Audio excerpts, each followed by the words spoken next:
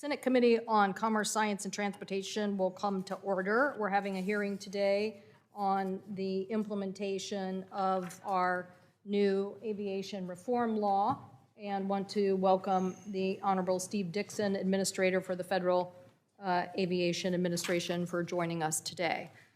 I also want to take a moment to recognize the families who have lost loved ones who are with us today. Thank you so much for being here and for your continued oversight on this issue. I can't imagine the pain and suffering of your loss and the pain that you are still feeling, but I certainly want you to know we appreciate your vigilance on aviation safety reform. You have shaped the safety work of this committee, and with your support and critical input, the committee played a leading role in drafting the Aircraft Certification, Safety, and Accountability Act. This important legislation, enacted into law almost a year ago, I believe, provided a big down payment on the direction that we need to go to implement safety reforms in the United States and to make us the gold standard around the world. That is why we're here today to have this hearing, to determine whether the Federal Aviation Administration has faithfully and vigorously executed the safety reform law in accordance with congressional mandates for deadlines and action. I will be upfront with you, Mr. Administrator, about the purpose of this hearing. It is to find out whether you are upholding the spirit and the letter of this law. While not the only thing we need to do, the law that we implemented was a clear course correction. It said that we needed to have a stronger FAA oversight, the people in place to do that job, and to hold manufacturers accountable. Directing the FAA and making sure that that job is done is critical. While I know your communication to the committee in your written testimony talks about a lot of the actions and requirements that were in the law, we also know that there is more to be done. I want to say that I'm very appreciative of Ian Wan at the Boeing Aviation Oversight Office, who on May 13th issued a letter basically slowing down the 777X so that more information could be provided, needed to be provided for the oversight of that plane. I'm a firm believer that engineers on the ground know their job. What's not clear to me is whether people are listening to them and whether the FAA has their back. I also want to enter into the record an August 19th letter from Mr. Wan, also talking about the changes to the Boeing Basu office and things that needed to be done to make sure that they continued to have the oversights and objectives. He's been clear, we need more resources. He's been clear, we need the right people to do this job. So we need the FAA, as I said, to be that gold standard. When a special committee review of aviation certification process, the SOCAC, came back with a whitewash of what we needed to do, I was disappointed that you did not take more critique with that. In fact, basically, you testified before Congress, basically the system is not broken. Well, there were parts that were broken, and they need to be fixed. So I look forward to your testimony, but reading it, I see more of the same. Now is not a time to mince words. Now is a time to provide the leadership that it takes to get the staffing, the oversight, and the direction that is required of an oversight agency to hold manufacturers accountable. Make no mistake, the manufacturer has its own responsibilities here, and we will also hold them accountable. We believe there's more to be done on certification, more to be done on the oversight and certification process, so that we are not just creating check marks on a list that now we can say the list has its check marks. That is where we were with the MCAS system. In the end, it was the tragedy that we all know too well and are still living with. So I'm very challenged by your testimony. We don't believe the FAA is prepared on January 1 of 2022 to restore direct supervision and control over those manufacturing engineers and delegated authority, because that process should have started sooner because it is a big oversight responsibility. I will have questions for you in the Q&A about that and the type of personnel that we need in all of these jobs. We don't believe the FAA has conducted the necessary workforce review for determining the staffing and experience of those levels. And the FAA has not taken steps necessary to limit the delegation of certification tasks to industry until the FAA has verified all human factor assumptions. Restating the law's requirement in a 2-page memo is not what it takes to get that implemented. It might be a basic start, but where is proof of the implementation? And this level of reform is needed immediately.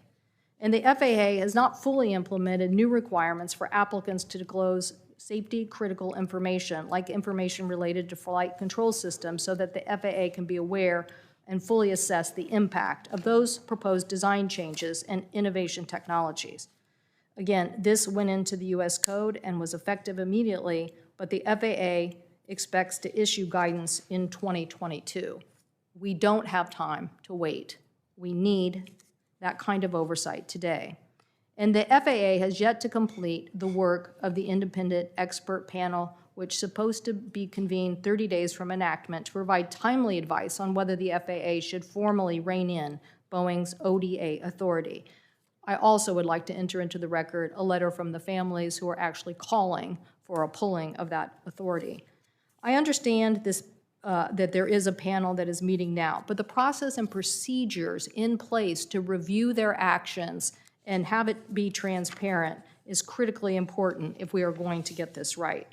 So all of these safety issues are critical to all of us in America. It's critical to our families who fly on planes. It's critical to our economy. We need the leadership of the FAA to not just before our hearing today.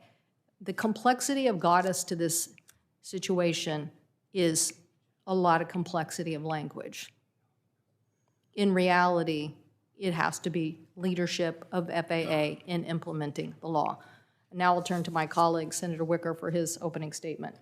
Thank you, Senator Cantwell, for convening this oversight hearing on aviation safety and the Federal Aviation Administration's implementation of ACSA, the Aircraft Certification, Safety, and Accountability Act, which this committee shepherded through Congress and was signed into law at the end of last year. As we all know, a little more than 3 years ago, a Boeing 737 MAX crashed in Indonesia. Approximately 5 months later, a second MAX aircraft crashed in Ethiopia. And I too want to recognize the families of the victims and tell them how much we appreciate their input over time. It's really hard to put into words our emotions in this regard. However, the committee did produce bipartisan legislation to improve aviation safety based on recommendations from several experts and several expert groups that carefully examined these accidents and the development of the 737 MAX. We then worked on merging our bill with one that our colleagues in the House produced. The result was a bicameral, bipartisan bill representing the most significant aviation safety legislation in recent history. I particularly want to applaud the work of the families of the victims in pressing to reform how the federal government oversees aviation safety, particularly the process of certifying aircraft design and production. We will continue, Senator Cantwell and I, and the members of this committee to press the FAA to implement the reforms in this law. Enacting legislation was an important first step. Now the FAA and the industry must follow through with implementing new programs and requirements. And so I'm pleased to welcome Administrator Dixon before us today. His agency has already taken a number of actions in response to the accidents as well as the new law. but there's still much more work ahead, as the chair has just mentioned. Administrator Dixon should update us on the progress the FAA has made so far, and he should outline how he will ensure that the FAA follows through on the remaining work. I would also ask the administrator to let us know if Congress needs to do more to ensure that the U.S. system remains the gold standard for aviation safety. Safety is a constant mission requiring the focus of the entire aviation community. We're fortunate that our nation continues to have a truly remarkable aviation safety record. But that high level of safety is the result of decades of lessons learned, as well as the dedication and hard work of safety professionals throughout the system.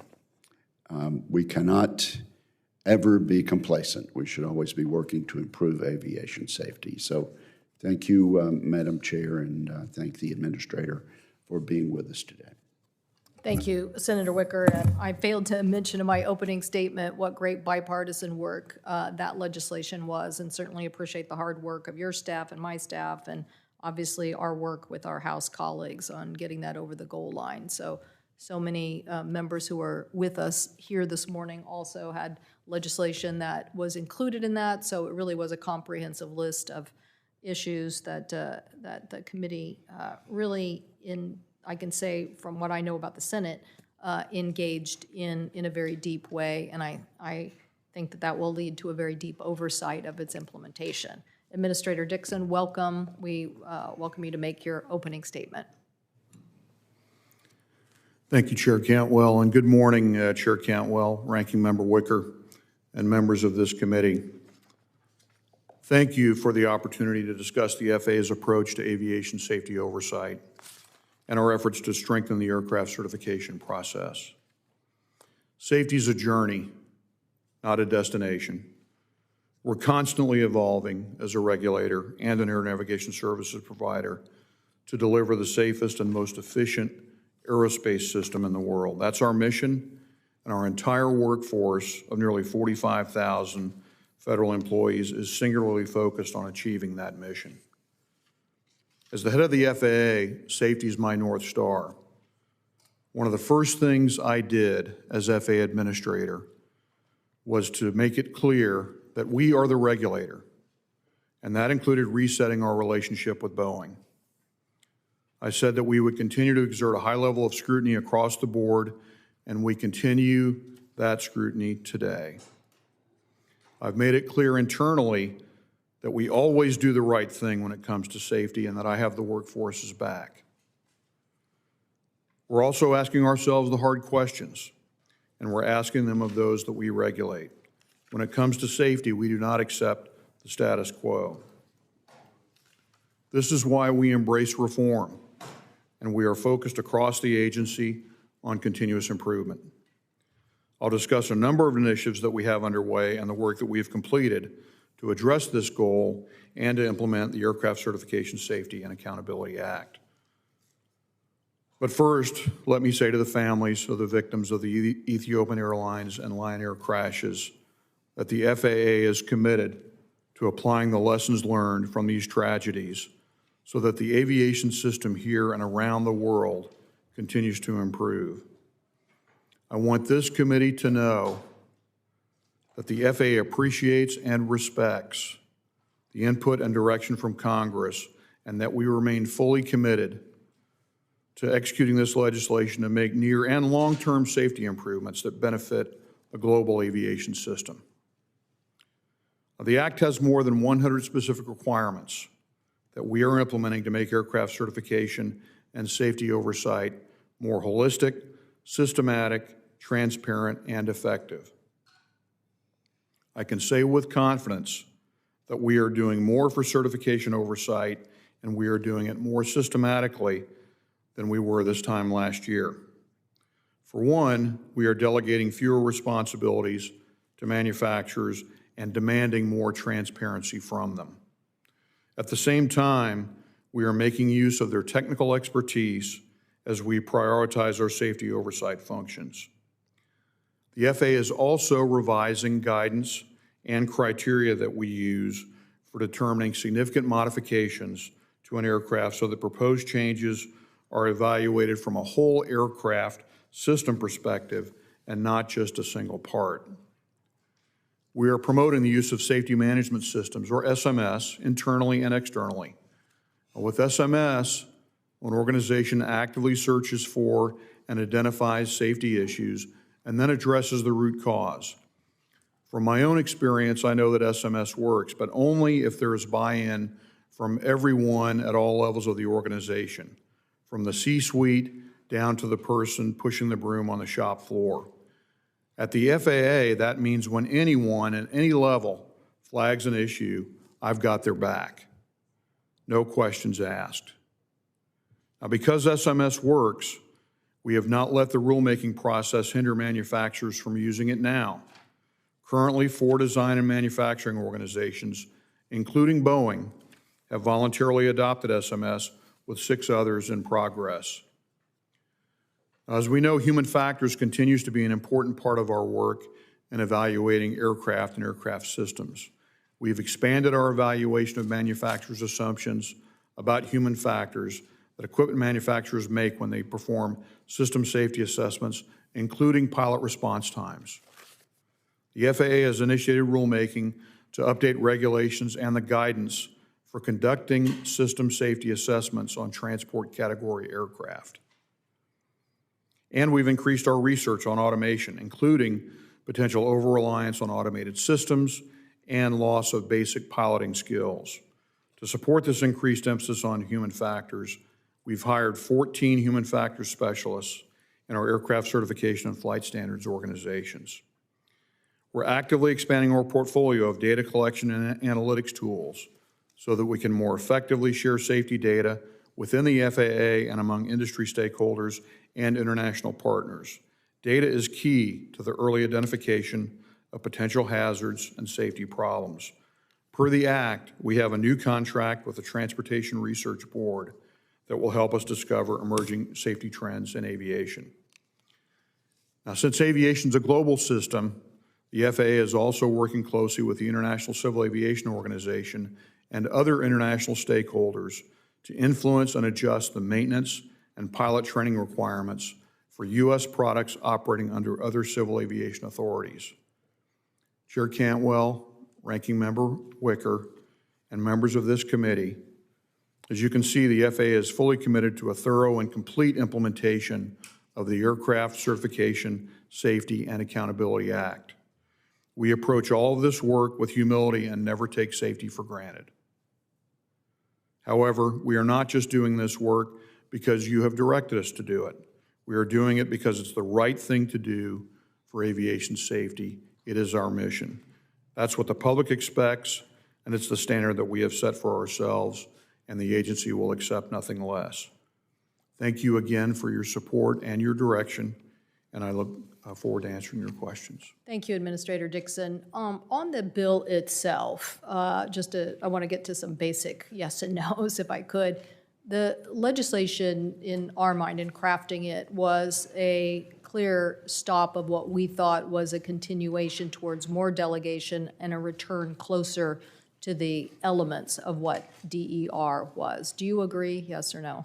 I would agree with that. Yes, we have we have limited the amount of delegation that we're doing, particularly in the case of Boeing, but we're looking at across the entire ODA system as well. So would you answer these questions? Has the FAA completed a workforce review recommended by the Department of Transportation, IG, in 2015 as it relates to your workforce needs? We are in the process of completing that review in the context of the certification reform legislation. As I said, we have increased our number of human factors experts, almost doubled our cadre there. We have done a review of our chief scientists and technical advisors and using them as well. But that review is ongoing, and look forward to working with the committee as it is completed, because I think that we need to continue to make sure that that's a dynamic process. Well, we had a deadline for September 23rd, 2021, and certainly you could have written to Congress and said, we can't meet that deadline. But having a workforce that you know is the technical oversight necessary to do the reviews, we think is step number one. And when we look at the lack of technical oversight on certain issues in a changing dynamic aviation market, this is really problematic. And I think in Mr. Wan's letter, he's basically talking about the fact that 53 people in an oversight office of 1,500 people on such the scale of aviation manufacturing is not enough. Would you agree? We have increased our number of engineers in the BASU and our engineers on the production line as well, and we will continue to evaluate all of that going forward. This is the language I don't like. Okay, we had a deadline. We would have loved to see an assessment of the workforce, something that would have said to Congress, here is where we think we're coming up short. Here's what we think we need to do. So today, just like all the other IG risk reports, everything else, the comments back from the FAA are, we're working on this. We want to get on the same page about needs. We're about to go into our appropriation process. And even though we have authorized various things in the past, we have appropriators who end up cutting these very necessary functions for the FAA to do a good oversight role. But if we just say for a deadline of September 23rd of this year, we're continuing to work on it in the future, it hasn't given us the ability to hold you accountable. And that's what we're going to do. We have to do that because we need this system to work effectively for everybody, for safety and for economics. So I want to get to because my time is going to dwindle down here, the critical safety functions. And this was something our House colleagues worked on as well and put in civil penalties for violation of disclosure of this information. And I guess what I'm saying is your process right now is following a tab process, the same process of oversight and collection by individuals that led us to the MCAS system. That group didn't catch MCAS. And what we've written into law is that we want an integrated system, if you will. Some people call it graybeards. And we want those people at the beginning of the process. We want them reviewing the critical information and determining whether more oversight needs to be done. So do you think that your tab process is a fulfillment of the law?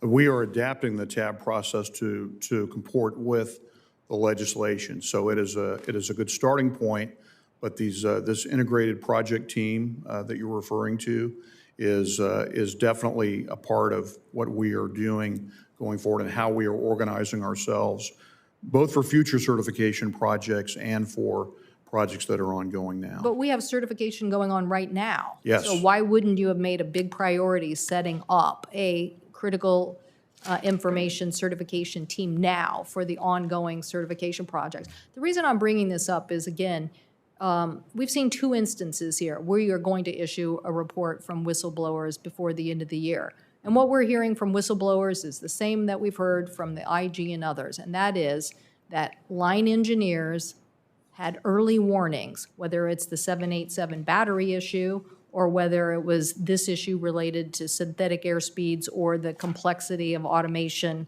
and overload of pilots in the system. But those line engineers weren't listened to. And that's why we want this critical information system and integrated set up immediately.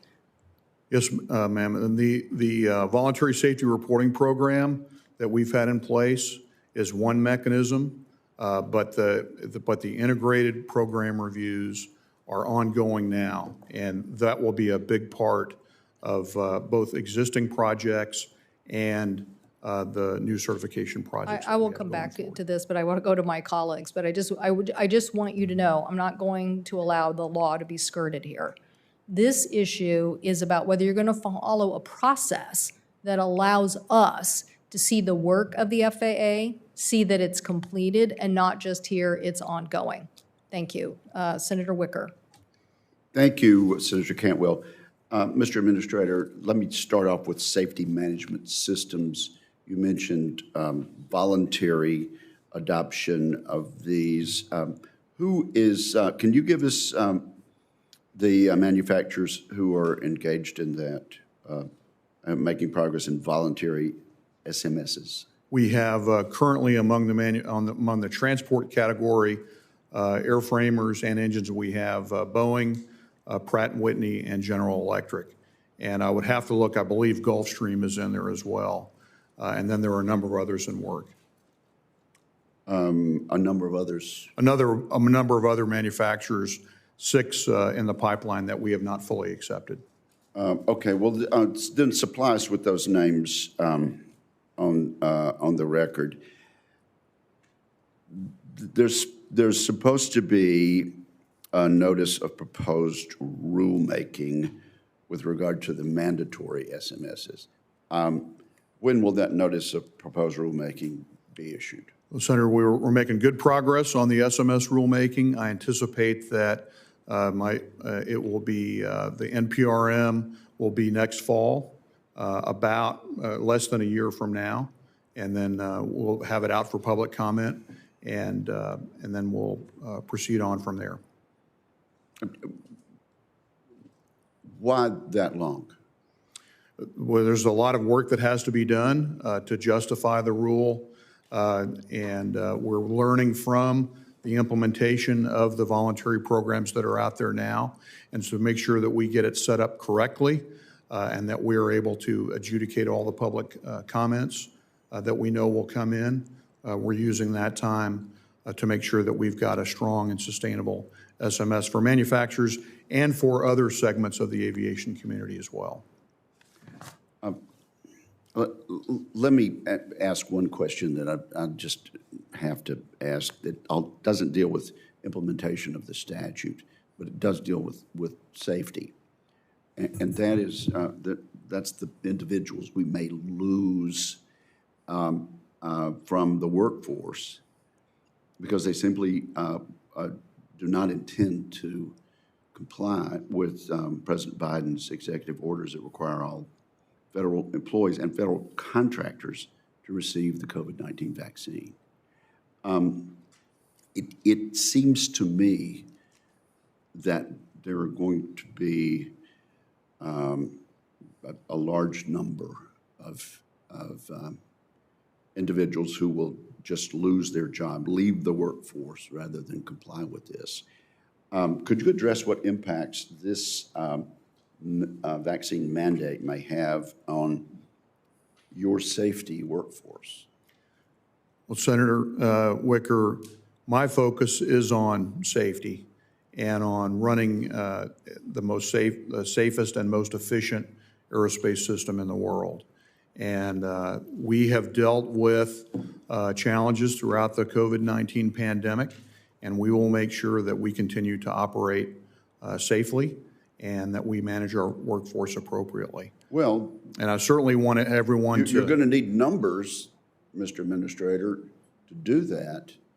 Do you expect a significant drop in the workforce from Americans who just are not going to be told what they have to inject into their own bodies? We're focused on complying with the executive order by November 22nd within the agency. I do not expect to lose a significant portion of our workforce. We will make sure that we are able to satisfy our safety mission. Based on what information do you estimate that you will not lose a significant portion of the workforce? Well, again, the requirement is there. We are working with our employees as we have throughout the pandemic to make sure they are supported and they have all the information that they need to make the best possible decisions. We have a very well-established process within the agency for handling our people. Let's be mindful of that. With regard to the international engagement, how are the bilateral agreements working, and is there anything we need to do at the congressional level to help you there? The bilateral agreements are working well, but they do require constant engagement.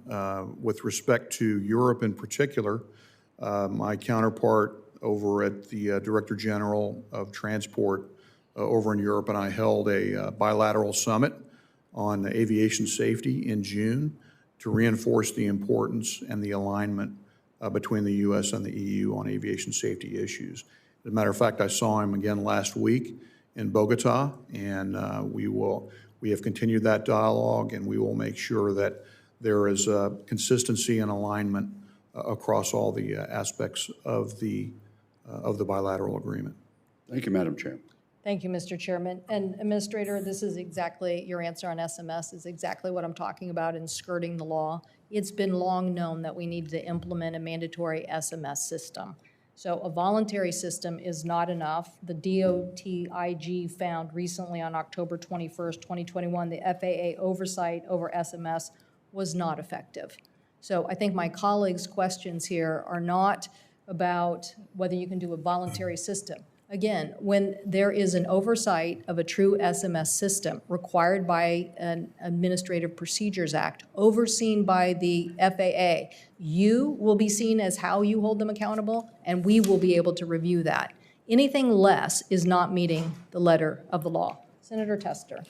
Thank you, Madam Chair, and Ranking Member Wicker for holding this hearing. Thank you for being here for your testimony.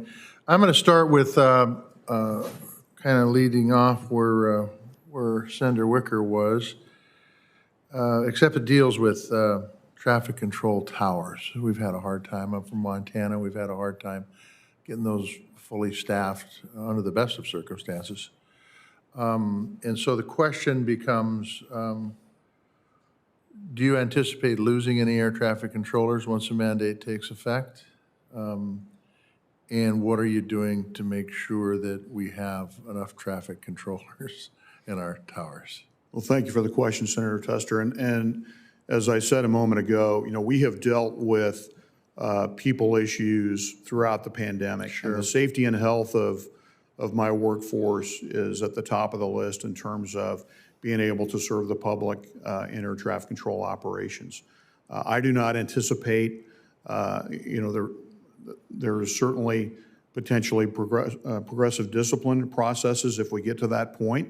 But at this point, I do not anticipate, I'm not hearing about any particular issues with respect to air traffic controller staffing, but it's something that we are focused on a daily basis. So do you have what percentage of air traffic controllers are vaccinated right now? The data is incomplete. The requirement for the controllers to attest, it's a very manual process, and the reporting is uneven around the system. So I don't have an accurate metric to share at this point. So that's a problem. And it's a problem if I don't know. It's a bigger problem if you don't know it, and that you don't know what the exposure is here if you don't know how many people are not vaccinated. Does that make sense to you? That's correct, yes. So what, are you doing anything special that's been effective in encouraging folks to get vaccinated? We are working very closely with our labor partners to encourage, we're encouraging broadly. The Secretary and I are sending regular updates and encouraging the workforce to do the right thing and get their vaccines. And we will continue to do that on down to the individual basis as we go forward. It's a concern, I think, could be a real train wreck if you're not on top of it. I want to talk about an annual safety culture survey that is required, hasn't been done yet.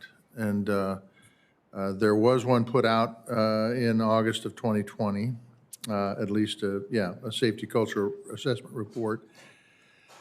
That August of 2020 report had some pretty alarming statistics in it. 49% FAA employees indicated they believe that safety concerns or instances will not be addressed. The 43%, this was in August of last year, 43% believe the FAA delegates too many certification activities to the industry. 34%, the employees said the fear of retribution is one of the reasons employees don't report safety issues.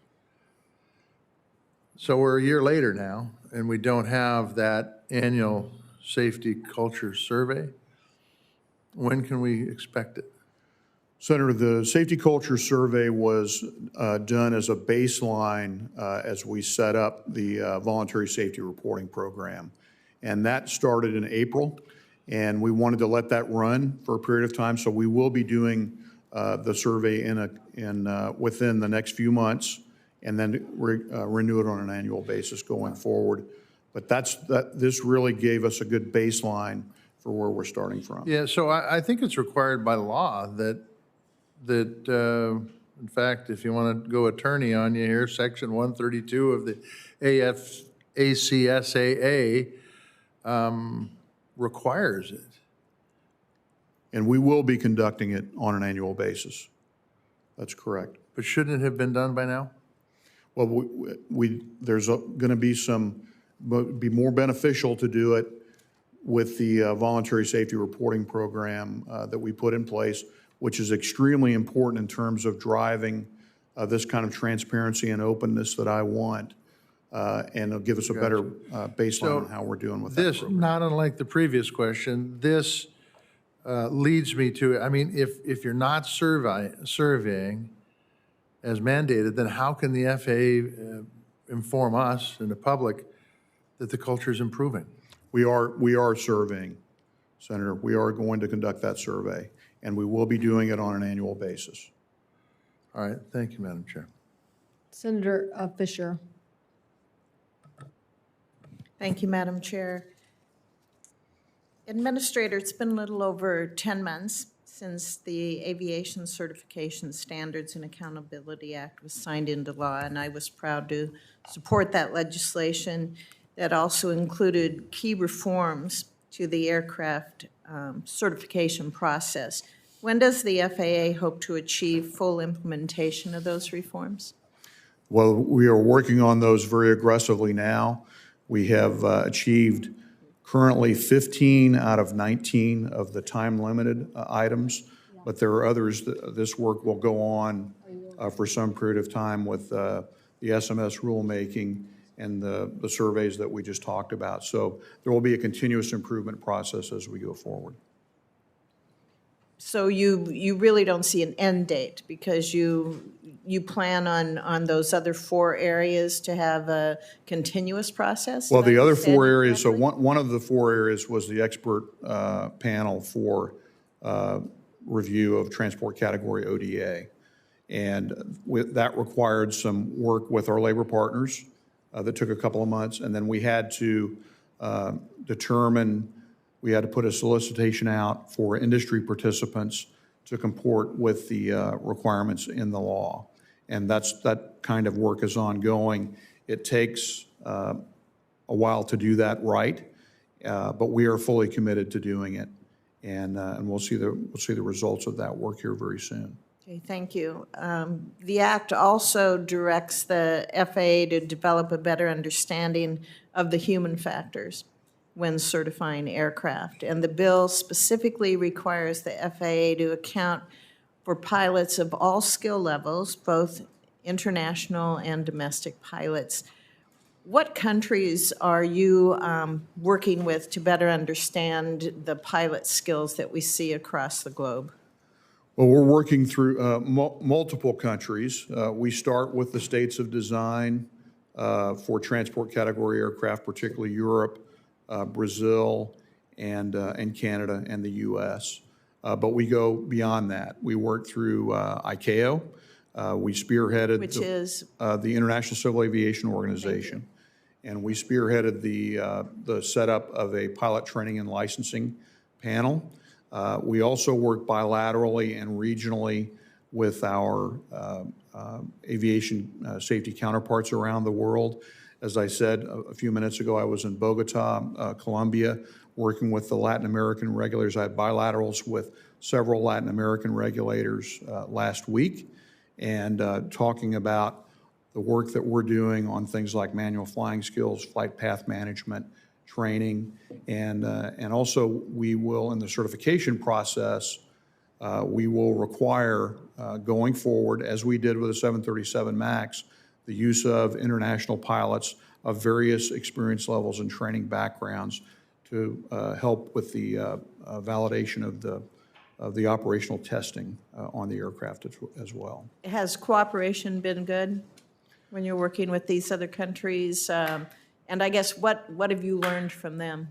Well, there are, I think the important thing is that we are leading the efforts on flight path management and use of automation, proper use of automation, manual flying skills.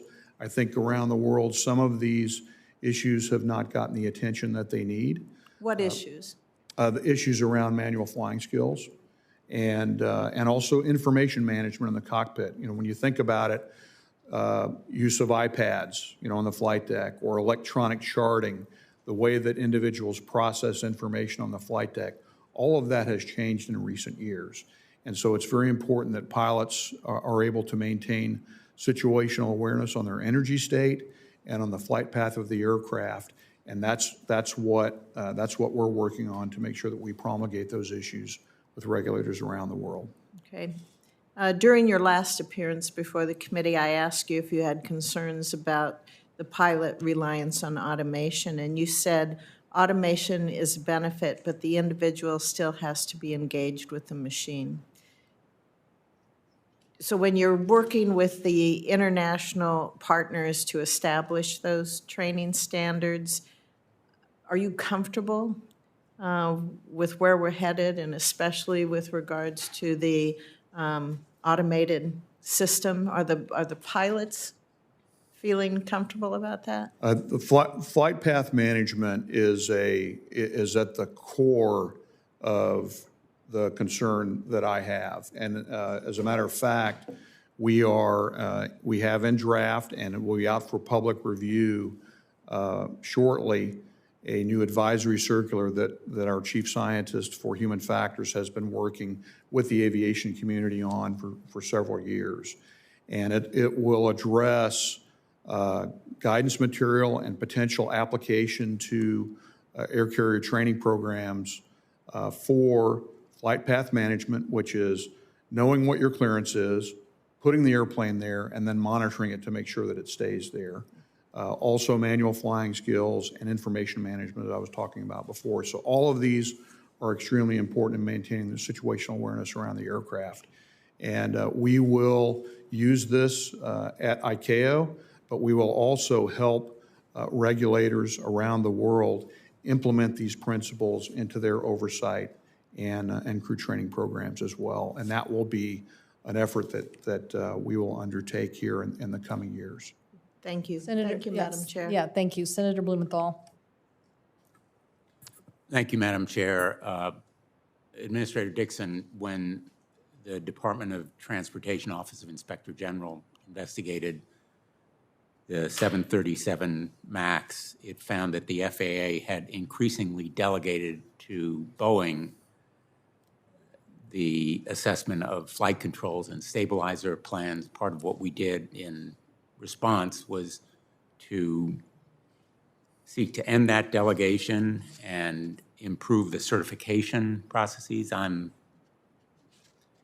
of a mind that we need to do more. The 737 was certified in the 1960s, but Boeing was able to gain approval for its MAX aircraft under an amendment to an over 50-year-old type certificate. And in response to the new law, the FAA waited until September 16, 2021 to issue a one-page policy memo limiting delegation, which was one of the root causes of the issues found by the Inspector General. Section 106 of the law was immediately effective on December 27th, 2020, so there was a clear lag between that December passage of the law and the implementation of this one-page delegation memo. What accounted for the delay? Senator, we have used various mechanisms to implement the provisions of the law as quickly and most expeditiously as we possibly can. while we go through the formal process of developing orders. And the direction to restrict delegation without validation of the assumptions for critical system design features actually was in place very early in 2021. So I'll have to check on the timing that you're referring to. Well, the timing of that many months, I think, is symptomatic of broader problems in terms of prompt response to new laws in issue rules and undertaking rulemaking, and a number of my colleagues already highlighted that problem in other areas, which brings me to the October 20th, 2021 Inspector General report finding that the FAA's oversight of American Airlines was not as rigorous or robust as it should have been. The report states that the FAA, quote, lacks effective oversight controls, end quote, to make sure that American is addressing the root causes of problems that they fix. What is the FAA going to do in response?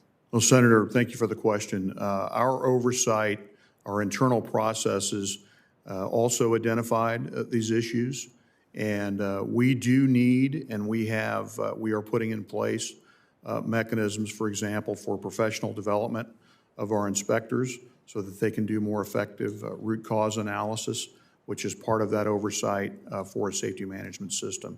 So we concurred with most of those recommendations, and we already have plans underway to address them and close those gaps. What's the timeline for fulfilling those plans? I would have to get back to you specifically, but much of that work is already underway. Let me ask you about a similar issue. The original 737, as I mentioned, was certified in the 1960s. I continue to have concerns about the process of modifying the aircraft without a full and robust certification that takes into account the impact of the modifications on the functioning of the entire system. Do you share those concerns? We, as required by the legislation and also the various reviews and investigations, we are examining changes to the criteria for what would require a new type certificate. We want to balance that with beneficial safety improvements during a product service life. We want safety improvements to come to the fore, but we need some criteria on that.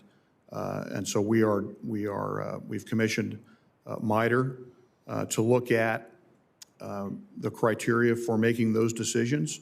And we are also working with our international partners. We began meeting with them in July. We chartered the International Authority Change Product Rule Working Group that is meeting on a regular basis to make sure that these rules are harmonized around the world regardless of manufacturer. Thank you. I look forward to hearing more about what you're doing on all these issues. Thank you, Madam Chair. Senator Blackburn. Thank you, Madam Chairman. Administrator Dixon, thank you so much for coming back before us today. The FAA issued a safety alert on 5G interference to aircraft, and I want to talk with you about that. Because according to Bloomberg government, the agency stated that, and I'm quoting, action might be required to address potential interference with sensitive aircraft electronics, end quote. And it is my understanding that there are 39 countries that are currently using the C-band spectrum for 5G services without any interference to aviation. So are you taking this evidence into consideration? Thank you, Senator. And I appreciate the question.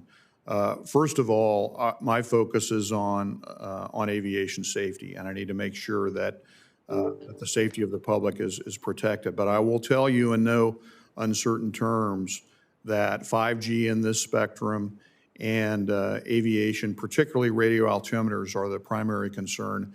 They can coexist. And we are working very closely with the FCC. We have had recent engagement with the telecom companies, and we will figure this out so that 5G and aviation safety can coexist. Okay, well, in Europe, you've got 24 countries that have been using 5G for 3 years, including in the same spectrum band planned to be used here in the US. They have had 0 adverse occurrences and 0 claims of interference. So how are you working with them to ensure that there are no issues and that you are learning from their experience and maybe even adopting some of their best practices? Well, again, it's a great question. The use of that spectrum in terms of power levels and specific deployment locations is different in different parts of the world, so it's a bit of an apples to oranges comparison. But the standard-setting bodies, RTCA in the U.S.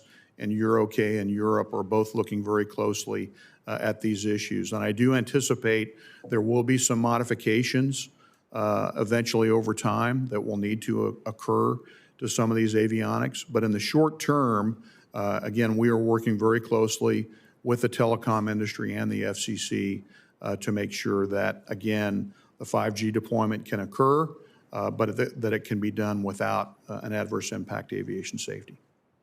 Well, and I would think that there are plenty of lessons that you can learn from Europe since they are using the same band. Is that correct? That's correct. Europe, Japan, others, and again, all of these deployments are somewhat different than what's planned in the U.S., but we're certainly learning from each one. Very good. Okay, in your testimony, you note that, and I'm quoting now, it is imperative for the FAA to take steps to accelerate and expand the deployment of new technologies in order to reduce barriers and actively promote innovation. So I want you to elaborate on this. What specific steps are you taking to reduce barriers and promote innovation within the FAA? Well, I think a good example is our AUS office. It works across our, which does our drone integration. As you know, we have the rulemaking around remote identification. We have engaged the industry on the next step in that rulemaking, which is beyond visual line of sight. But what we need to do is work across the various lines of business. In other words, air traffic, aviation safety, airports, maybe even commercial space. And that is an enterprise approach that across disciplines that has not been as necessary with traditional manned aviation. And so we are really taking a data-driven enterprise approach, and our AUS office will help us do that in terms of breaking down those barriers between disciplines at the FAA. Excellent. Thank you. I yield back. Thank you. Senator Klobuchar. Thank you very much, Madam Chair, and thank you for holding this important hearing. Thank you for being here. I also wanted to express my sympathies and appreciation to Nadia and Michael and Stumo, who are here with us today. They lost their daughter, as we know, Samia Rose, in the crash in Ethiopia. We also lost a Minnesotan in that crash, and I want to acknowledge him as well. Mukhad Hussein from St. Cloud, Minnesota. I am glad that we passed this bill. It was really, really important to pass this bill, and I want to thank the chairwoman for her leadership. But now we have to make sure it gets implemented. That is always the trick.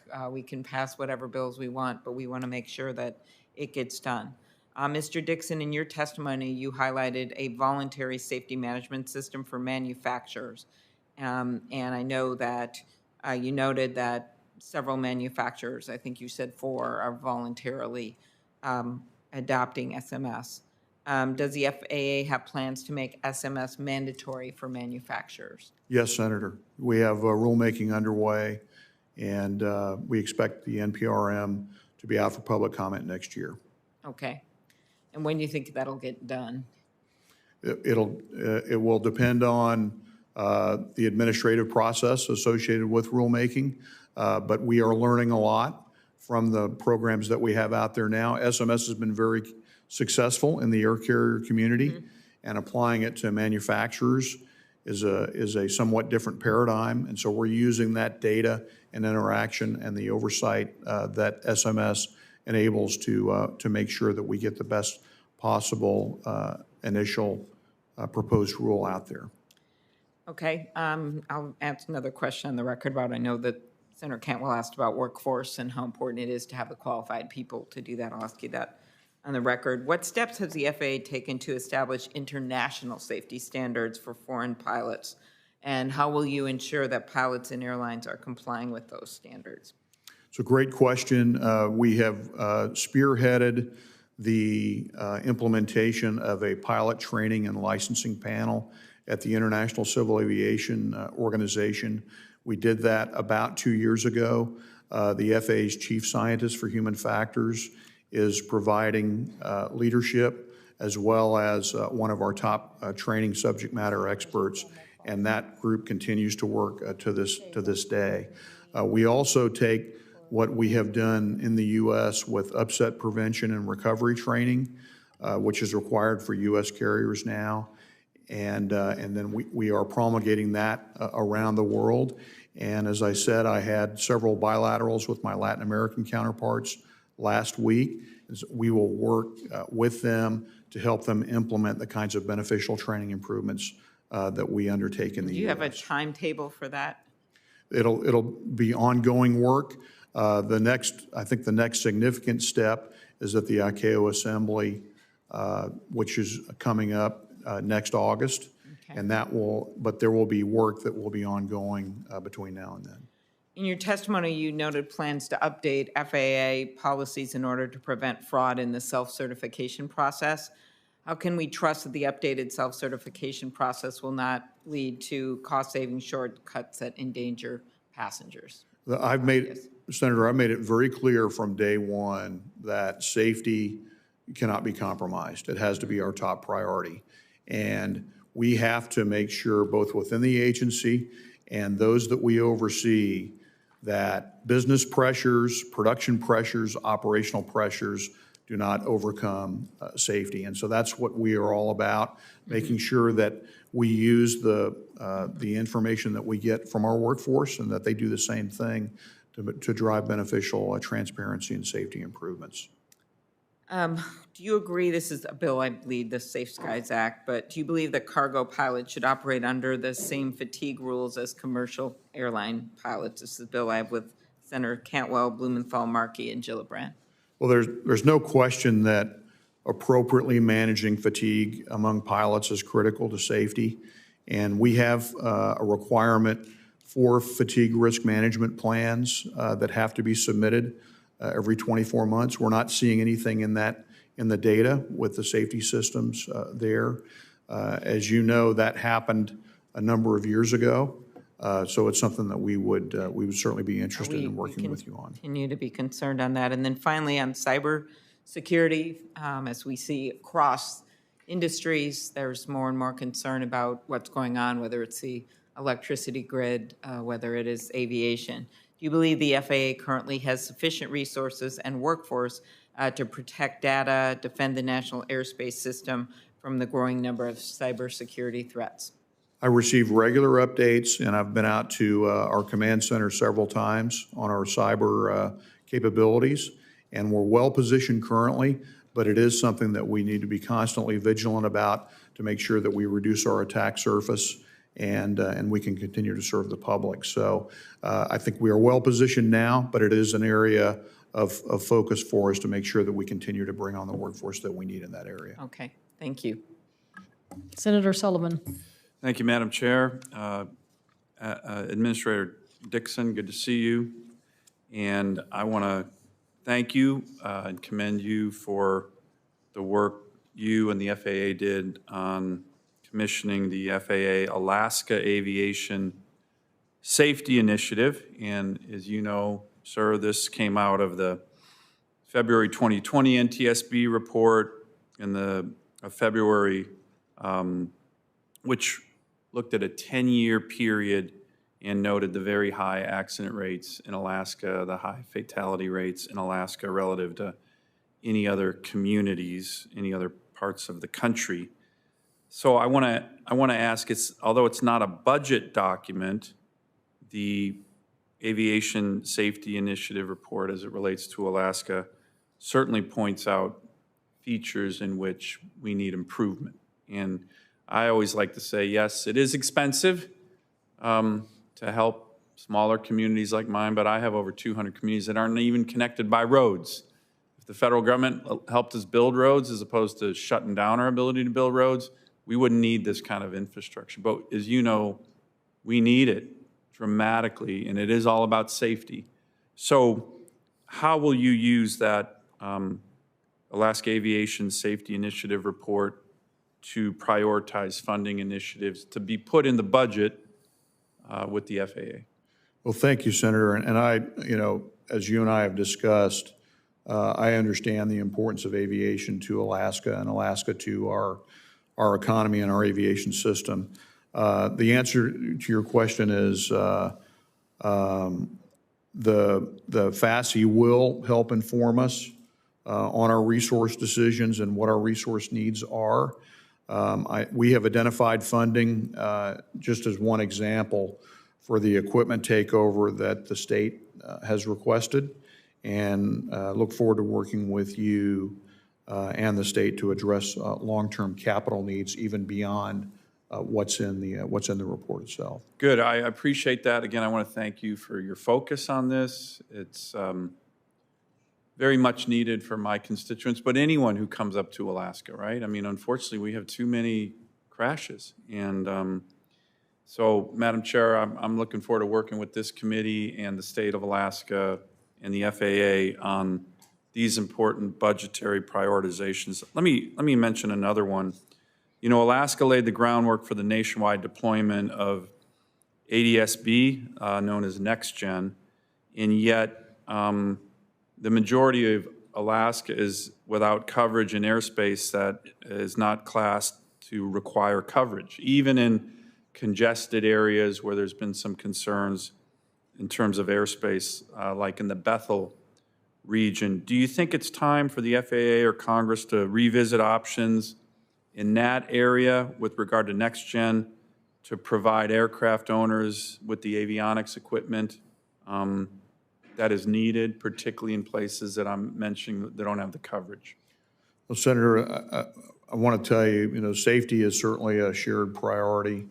And again, I realize the unique aspects of aviation in Alaska with the number of aircraft and how communities rely on aviation to survive. And I know that stakeholders, I'm aware that they've asked for a second capstone project, as you talked about.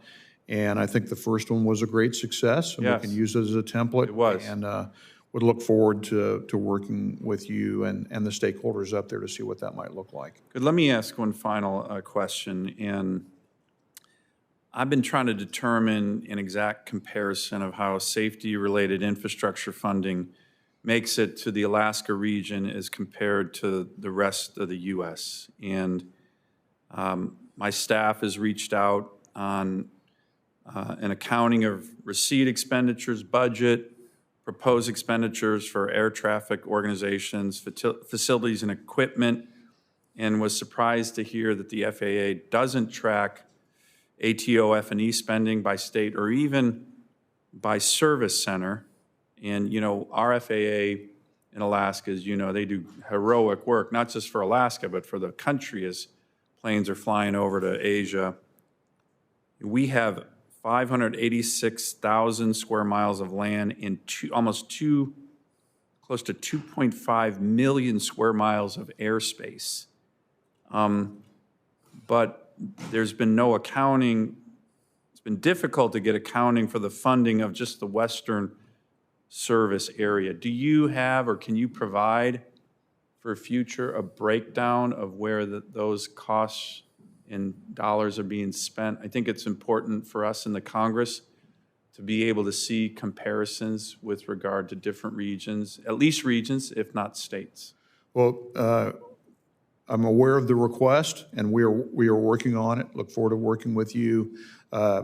Obviously, it's a federal system, and expenditures are not tracked normally by jurisdiction, but I think that there's a way to get you the information. Do you think it's useful information?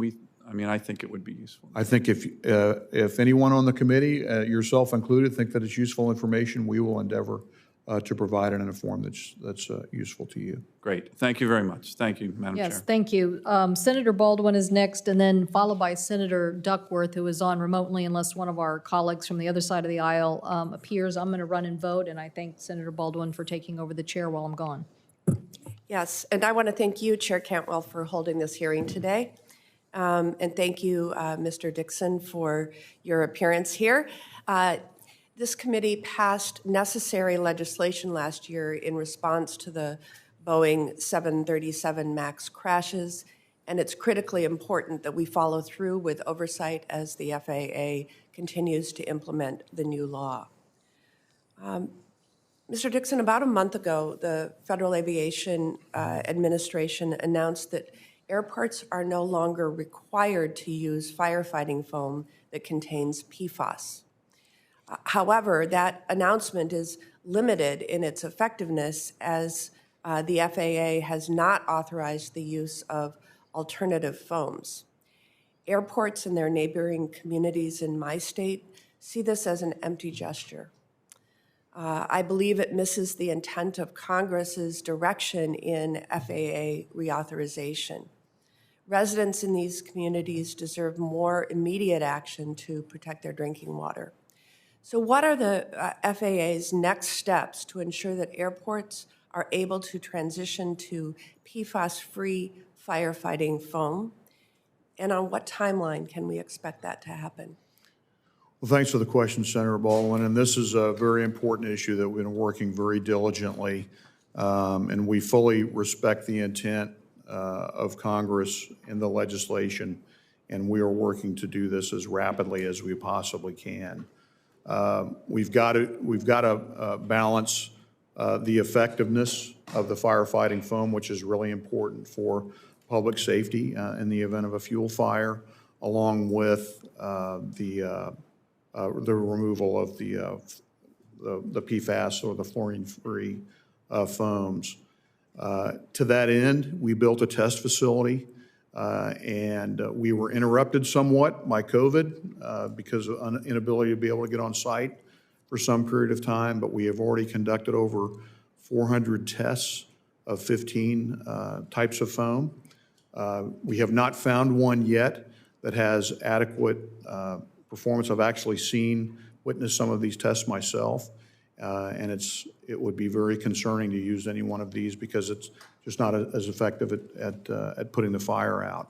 So in the meantime, we have taken steps that basically free airports from the use of PFAS foam for any testing certification.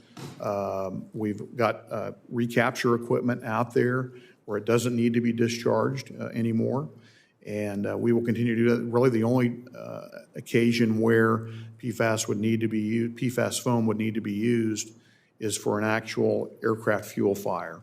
For hot breaks, anything else, they don't need to discharge anything. We are also working very closely with DOD because this is based on a military specification, and I'm optimistic that we will have new standards set by January 2023, and we're working very closely with DOD on the research. We do the effectiveness part of the research, and they do the chemical composition.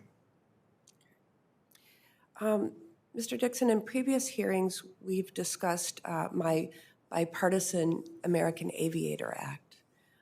That legislation seeks to expand flight training programs for veterans who are seeking jobs as commercial airline pilots. Senator Hoeven and I secured $10 million in the fiscal year 2020 and 2021 appropriations bills for our veteran pilot training program. I'm concerned that the FAA has yet to make these funds available. While I was pleased to see FAA recently move forward with other aviation workforce development grants, it's beyond time that we put this available funding for veterans pilot training grant program to use. So could you provide me with an update of when we can expect to see the notice of available funding for veterans pilot training grant programs? Thank you for the question, Senator Ball. And this is something that's really important. And this is a novel grant program for us, and it took some time to set up the specific parameters. We are making good progress. With respect to the Veterans Pilot Training Grants, we are driving to issue the first grant solicitation within this calendar year. So I anticipate that you'll see the first NOFO within the next few weeks. Very good. Senator Moran, I will now recognize you for questions. Thank you, Chairwoman. Appreciate the recognition. Administrator Dixon, welcome to the committee. Welcome back to the committee. We've had a long history in regard to the 737 MAX and its relationship to Kansas in particular. This goes back to the decertification of the MAX in 2020. As of now, the 737 MAX is in commercial operation in 31 airlines flying in 179 countries, and it's completed more than 206,000 commercial flights since that December. However, China and Russia remain the only civil aviation authority yet to approve the Boeing 737 MAX's return to service. Given the global regulatory community has broadly approved the MAX for operation, what's the outstanding issues for China and Russia, and what role is the FAA playing in resolving those? We are meeting with the Chinese and Russian civil aviation authorities on a regular basis and have provided them all the technical information that they need. So I'm confident that on a technical level, we are in good shape, and they will make the decisions that they need to make within their systems. What you suggest is that the technical information is there. There may be other factors utilized by China and Russia in making a determination. Yes, sir. Administrator Dixon, a handful of universities, including one in Kansas, Wichita State University, were selected to carry out 124 of the 127 ACS-AA-related safety system human factor analysis. Specifically, Wichita State is conducting a review and analysis of human error, methodologies, framework, taxonomies that could be used by industry during the design and evaluation. Do you have a comment on the value of that kind of work? That's extremely valuable, and again, it helps add perspective and valuable research to our efforts on human factors and some of the issues that we've talked about this morning. What's the FAA oversight in that regard, and what's the time frame for the results of those university research work? I'm not sure of the precise time frame, but again, this is ongoing work and very important to our existing human factors work. Okay. Finally, I am hearing concerns, Administrator, about significant delays in the FAA's ability to issue regulations, guidance, and policy. I know there are lots of new demands on the agency, and there's new innovation and automation, and even the demands that are included in the Aircraft Certification, Safety, and Accountability Act. But it's really important for the FAA to be able to do its work in a timely, although appropriate and adequate manner with near perfection. What's the FAA, what are you doing, what can you do to reduce the backlog in that work? Well, certainly, there are multiple factors here. If you're talking about rulemaking, obviously there's the requirements for public comment and the Administrative Procedures Act process, which requires us to have safety data and a positive cost-benefit business case there as well. There has been some COVID impact that's led to some backlog. We're in the process of, we have expanded work hours, and we're looking at some additional resources within our chief counsel's office to be able to bring these things forward more expeditiously and make sure that any choke points that might be in the process are addressed. One of the things that you didn't mention is staffing. Any comments in that regard? So something that we're always focused on to make sure that we're adequately resourced. And again, I don't know that that's the central issue, but it is something that we need to look at, both with our inspectors and our the rest of our workforce as well. My understanding is that the vaccine requirements have been visited about in this hearing this morning. I'm sorry I wasn't able to hear any of your answers, but I would ask, do you perceive a challenge in the near future with employees being discharged or no longer able to work because of noncompliance with that mandate? Again, I'm not hearing anything at this point, but it's something that we're focused on a daily basis to make sure that we can complete our mission, both the operational and the safety aspects of our mission. Administrator, I look forward to further conversations with you. Thank you. Thank you, sir. Chairwoman Baldwin, thank you. Thank you. Next, joining us remotely is Senator Duckworth. Thank you, Chairwoman Baldwin, and also thank you for Chairwoman Cantwell for holding today's hearing. I want to thank the committee and Ranking Member Wicker for their leadership on last year's aircraft certification bill that included multiple provisions that I worked on. Mr. Dixon, as you know, the Department of Transportation's Inspector General recently published a report that revealed potentially unsafe airline maintenance practices and raised some real serious questions over FAA's oversight of major U.S. carriers. For example, 92% of cases sampled by the IG found that FAA inspectors accepted the airline's analysis rather than identifying the root causes themselves. To me, this is really another example of FAA's often too cozy relationship with industry partners, which fosters an institutional mindset and I think a culture of complacency that if we leave it unchecked, can lead to deadly consequences for flight crews and passengers alike. Mr. Dixon, what specific mitigation strategies has FAA implemented to address institutional oversight concerns and improve the technical capabilities and regulatory knowledge of the FAA workforce? Well, thank you for the question, Senator Duckworth. And the issues that you're bringing up are not acceptable, and we need to do better in terms of the career development and the ability of our inspectors to identify and address root cause analysis in particular. We agreed with the bulk of the IG findings. We're implementing improvements to those processes to address the issues. Those are already in work and underway.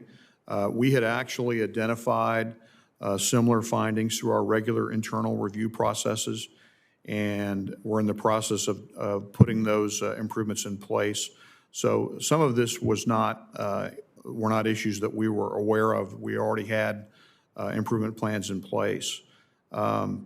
Also, we know that our oversight responsibilities, in this hearing, we're talking a lot about manufacturers, but this goes into the continued operational safety of a product, how crews are being trained, how airplanes are being maintained, because it is a continuous loop. So we've embraced that input. We are putting those improvements in place. And again, when I talk about resetting the relationship, it's not just with Boeing, it's with all of the companies that we oversee. Does the resetting of that relationship include an update to your policy so that you prohibit closing a compliance action before the carriers implement the necessary corrective action? Because I feel like if you close the compliance action and they haven't done the corrective action, then there's no real incentive for them to complete that corrective action. Has this been part of the updates to your policies? It's a good point. We actually just stood up this summer a compliance program executive council and steering committee, and they are taking that into consideration, and it's something that we'll look very closely at going forward as to how the entire spectrum of compliance works all the way up to enforcement. Okay, well, I would like to review that with you at a later time, because I do think you need to update your policy. We'd be happy to do that. Thank you. On Part 147 implementation, the new law that our committee is examining today includes the bipartisan Part 147 Act, which I was very proud to help develop and pass in partnership with a fellow aviator, someone who has far more hours than I do, Senator Inhofe. For years, we've heard from students and schools and employers that the FAA's regulations are decades out of date and undermine significant investments students make in pursuit of careers in aviation. Our bipartisan bill requires that FAA make sure schools have the flexibility to teach core curriculum that reflects modern technical advances and innovations across the aviation industry. Administrator Dixon, nearly a year has passed since the Part 147 Act was enacted. What is the status of the FAA's efforts to update aircraft maintenance technician curricula as Congress directed, and with the interim final rule to be issued this year? Well, Senator, I share your frustration and how long this process takes, and I appreciate your interest and your focus on this. We continue to actively work through this rulemaking, and I know that we missed the deadline in the bill, but I want to emphasize to you and really everyone on the committee that we are fully committed to it. I think that we are going to be in a position to issue the interim final rule in the coming year, but I would love to stay in contact with you and your office as we proceed. Part of what happened here is we had some issues to resolve, some professional debate within the agency on the best methodology to approach this process, and that was something that took some time to work out, but we are fully aligned now. All those issues have been resolved, and we are proceeding to meet the intent of the law as soon as we can. Well, I hope that occurs in the first quarter of the next year and no later than the summer of next year, but we'll stay in touch with you as you move forward with it. Thank you. I yield back. Thank you. Senator Cruz? Thank you, Madam Chair. Administrator Dixon, welcome.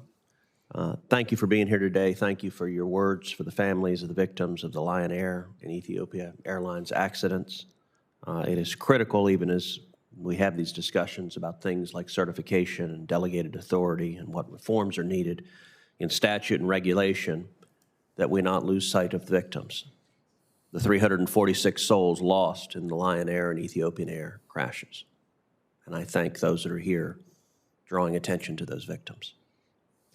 As you know, last year we passed the Aircraft Certification, Safety, and Accountability Act.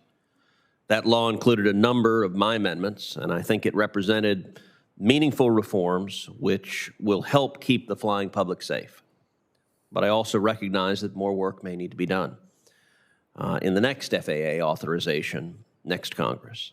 And I look forward to working with my colleagues and with you and the FAA in those efforts. Administrator Dixon, in your testimony, you discuss how the FAA is transforming its relationship with manufacturers, and I'm glad to hear that. Agency capture, regulatory capture is something I have been and remain deeply concerned about, and something on which I think there is strong bipartisan concern. In your judgment, how has the industry, and specifically how has Boeing, reacted to this culture change and to the implementation of the new requirements that were part of the Aviation Safety Bill? Well, Senator Cruz, again, culture change requires daily focus. It requires regular focus. You can't just change a process or boxes on the org chart and expect for the kind of beneficial changes that this law provides for and that we are undertaking in terms of our own work to stick. So it is really important, within the agency that we are transparent. The Boeing is not the same as it was 2 years ago, but they have more work to do. And the voluntary SMS program that they have in place is giving us quicker information about issues that they face. But we've put more engineers on the shop floor in their factories. We have put more inspectors. We have put more rigorous oversight on them, and we will continue to do that. We have also restricted what is delegated in terms of anything that implicates human factors has to be validated by the agency before the manufacturer can proceed. And any critical safety system, we have retained a delegation on that. And we're also, with the 737 MAX, we have retained the issuance of the airworthiness certificates on each individual airplane as it's produced. And so it will take some time, but we are on the path that we need to be, but it requires continuous vigilance and attention. So staying on the topic of safety in our airspace, I was glad to see the FAA yesterday finally issued a notice of proposed rulemaking to require commercial balloon pilots to hold a valid second-class medical certificate. The 2016 hot air balloon crash in Lockhart, Texas, which took the lives of 15 passengers and the pilot, and which remains the deadliest hot air balloon crash in the history of the United States, was a horrific tragedy, made worse by the fact that it was completely avoidable. Although I'm not pleased that it took the FAA almost 3 years to follow the law and to implement the legislation that I authored, the Commercial Balloon Pilot Safety Act, which had a statutory deadline of 180 days. I'm glad that the medical certificate loophole that allowed the pilot to fly that day in 2016, while he was high on a cocktail of prescription drugs that included Ritalin, Valium, and oxycodone, and was as impaired as a drunk driver, according to the NTSB, will finally be closed. Administrator Dixon, how quickly can this regulation be finalized and this loophole for commercial hot air balloon pilots be dealt with once and for all? Well, Senator, we will have to see it through the rulemaking process, as you're aware. It is frustrating how long it takes, but we have the draft, the NPRM out there, and as soon as we get the public comments back, we will adjudicate them as quickly as we can, push it up through the department and through OIRA, and get the final rule out there. So let me ask another topic, which is, what is the impact of federal vaccine mandates been on airline pilots and air traffic controllers? At this point, no impact. I mean, it's something that we are focused on, certainly complying with the deadlines. Your sworn testimony is vaccine mandates have had zero impact on pilots and air traffic controllers to date? I have not seen anything in our system that would indicate. So we have seen in recent weeks thousands upon thousands of plane flights canceled. I was told by a senior leader in the aviation industry that one of the causes of it was a very significant number of air traffic controllers in Jacksonville engaged in a sick-out and refusing to go to work because of the vaccine mandate. Is your testimony that is not correct and that didn't happen? We don't have any evidence of that, Senator. That particular event that you're referring to was one segment. I've looked at the numbers. One sector within Jacksonville Center that happened to be co-located with where there was convective weather and extensive military activity. So it did create a choke point, but it was not any kind of organized activity or sick out. It was availability on one particular shift. And your testimony is you believe vaccine mandates have zero impacts on pilot availability. I'll tell you, I've met with the pilot unions, and that's not what the pilot unions are telling me. And your testimony is that the vaccine mandates have zero impact on air traffic controllers. That's also not what I'm hearing from the Air Traffic Controllers Union. So are they not telling the truth, or what are the facts here? Well, Senator, I'm saying at this point in time, I am not seeing any impact from that. We work very closely with our union partners.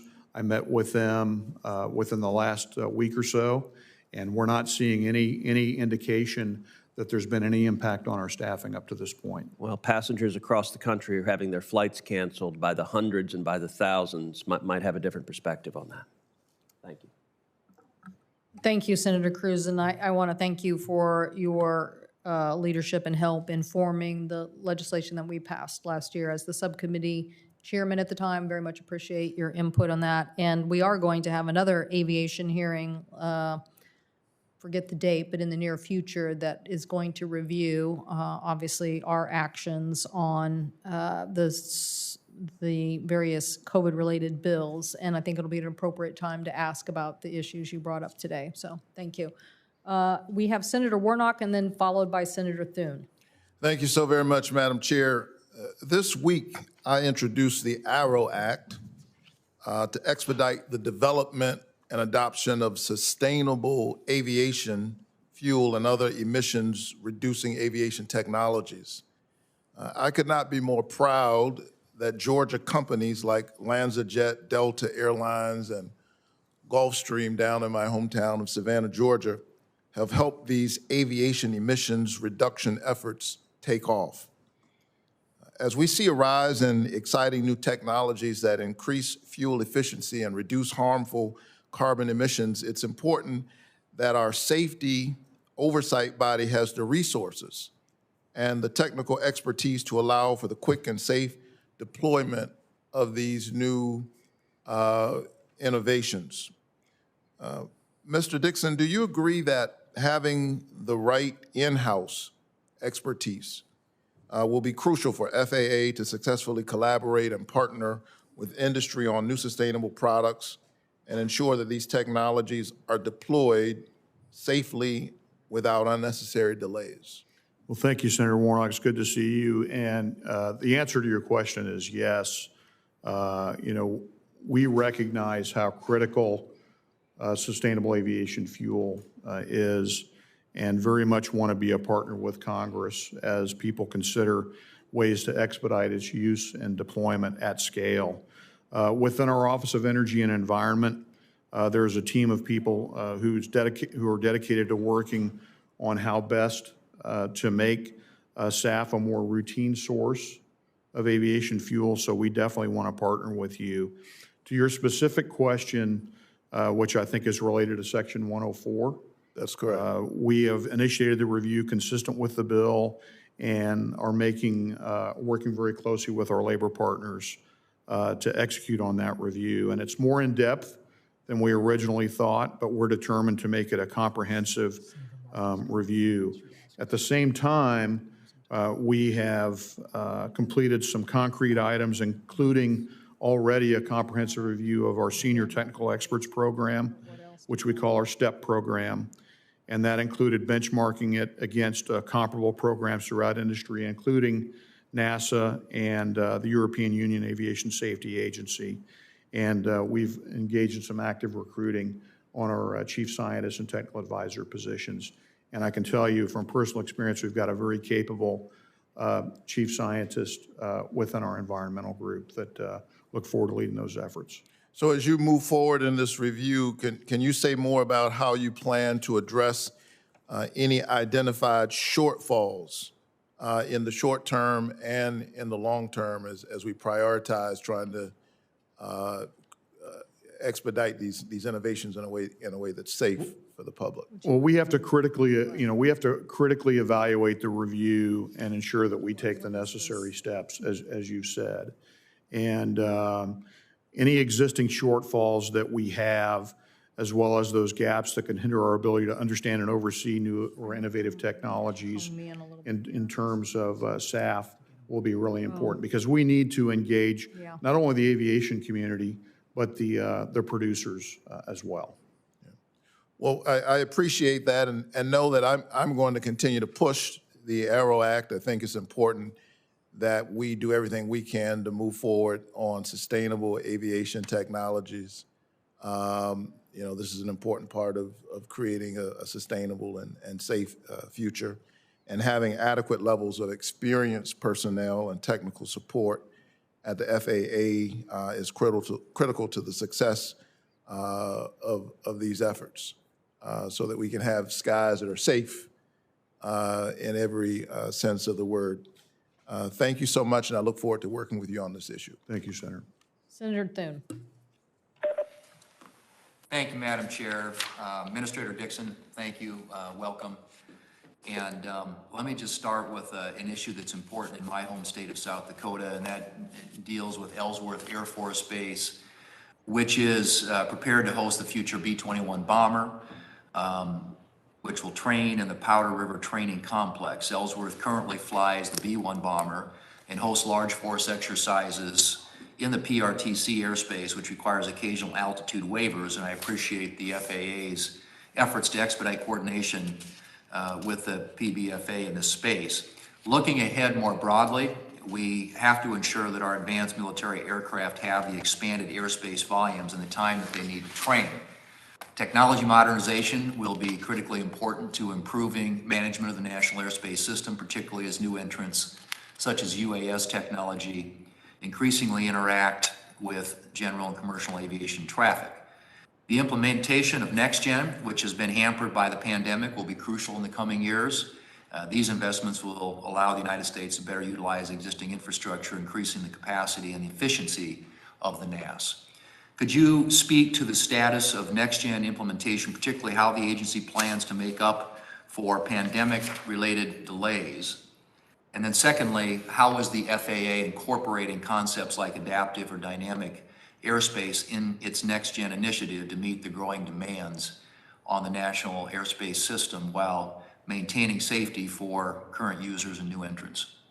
Well, Senator, it's a great question about NextGen. We have about 70% of the technology fielded for NextGen. The challenge that we have now is to integrate those technologies between data communications, the ADS-B surveillance, which we successfully implemented across the entire system in January of 2020, and also the performance-based navigation aspects as well.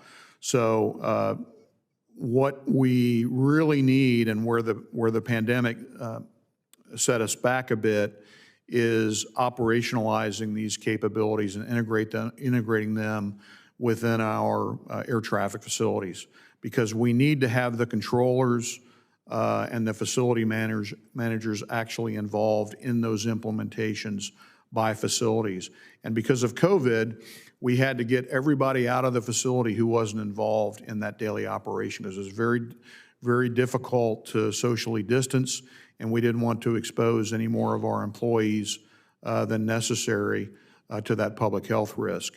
Now that we have various public health measures in place, we are back in the facilities doing more training and then more of this operational implementation. So I expect that the pace is going to pick up considerably here in the coming months. With respect to dynamic airspace management, I know that my Chief Operating Officer has met with you and your staff recently, and I agree with you that this is extremely important to us.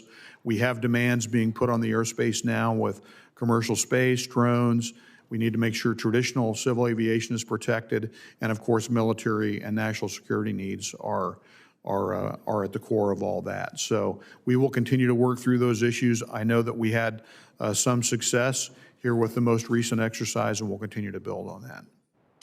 Thank you, and we appreciate all your help along the way and are going to need your continued assistance in that space as the B-21 is hopefully before too long enters that airspace for training purposes, along with all the other air assets that are involved in the large force exercises. So we thank you for your cooperation and hope that you will continue to be able to assist us there. As you know, the FAA issued a notice of policy September 2020 determining that certain UAS may be type certificated as a, quote, special class of aircraft, end quote, and I appreciate your commitment to advancing the integration of UAS into the national airspace system. However, I'm concerned that the agency has since not made more progress toward establishing generally applicable standards for type certification of UAS, which will provide certainty to the industry while maintaining the highest level of safety. So could you talk about whether the FAA remains committed to establishing generally applicable standards for UAS type certification, and what actions has the FAA taken related to establishing generally applicable standards for certification of special classes of UAS since the publication of this notice?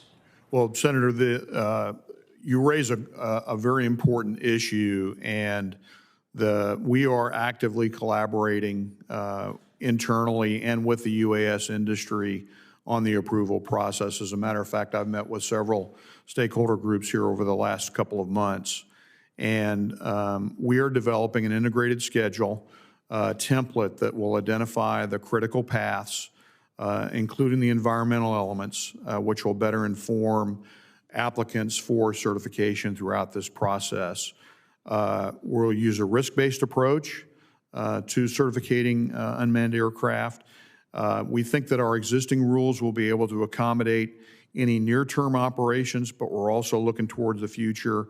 I think, as you know, we've got our Mosaic modernization of special airworthiness certificates rulemaking process underway, and that will help us move to the next step of specificity out there for all of our stakeholders, so they know exactly with more granular detail what the requirements are going to be for these systems as they come to market.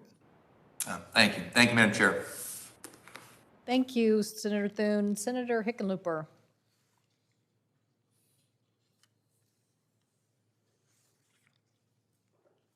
Your testimony and especially the difficult times we have right now with the divisions in the country that I think are causing such disruptions in many ways. The FAA data that we saw demonstrated 5,033 unruly passenger incidents this year. 227 of these resulted in enforcement cases being initiated. In August, you wrote to all U.S. airport officials stating that many of these passengers, many unruly passengers, were interviewed by local police and released without criminal charges of any kind. And you wrote, when this occurs, we miss a key opportunity to hold unruly passengers accountable. Can you describe how clearly incidents are reported by FAA to DOJ and law enforcement? And how could that process maybe be improved to spur more enforcement actions and make people aware that this is a serious issue? Well, thank you for the question, Senator. And, this has been something that has been, I've been laser focused on for really the entire year this year. Unruly passenger incidents are nothing new, but we have seen a several-fold increase in them. As you know, we have been successful at driving the rates down, but we've still got a ways to go. And it's very much a team effort. And what we're focused on now is closing the seams between how airlines and airports and law enforcement and the federal government handle these issues. And so we've made a good bit of progress, but we've got more to go. And we have referred a number of cases that we give the investigative packages to DOJ. But there are instances where, at some airports, where there will be a federal law enforcement response. This actually happened with one event that was in the news a couple of weeks ago. So I think we're making good progress, but there's certainly more to be done. And it really does require the cooperation of all those private sector stakeholders, including the airports, as well as the various aspects of the federal government, FAA, TSA, and DOJ. And we'll continue to stay focused on that. Right, absolutely. And there was one where the unruly passenger last week broke a flight attendant's nose, and they had to divert the flight into Denver. Obviously, those issues that are so egregious, there's got to be a better way that, as we do hold that violent passenger accountable, we get it into the media, so the people hear that this isn't something that's kind of just a passing news item, but they understand that how serious it is. Well, Senator, I've been on social media. I've been on news reports. My face is at every airport in the country, I think, not something that I wouldn't necessarily want to be remembered for. We're pulling out the stops. We have done memes.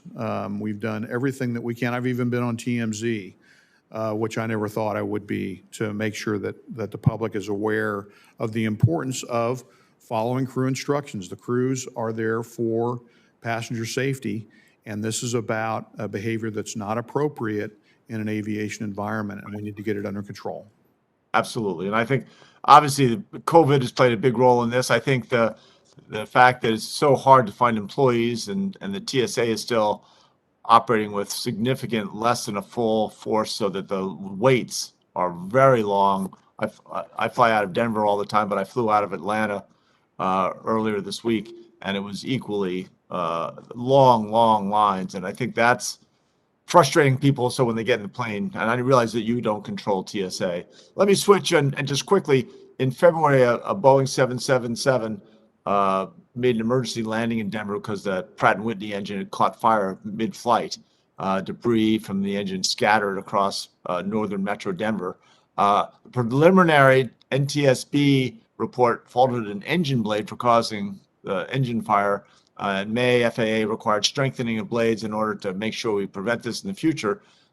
Do you have an update on the investigation or what implementation of safety measures you would are being suggested? Yes, Senator. We are taking several actions here. We are increasing the inspection frequency of the fan blades.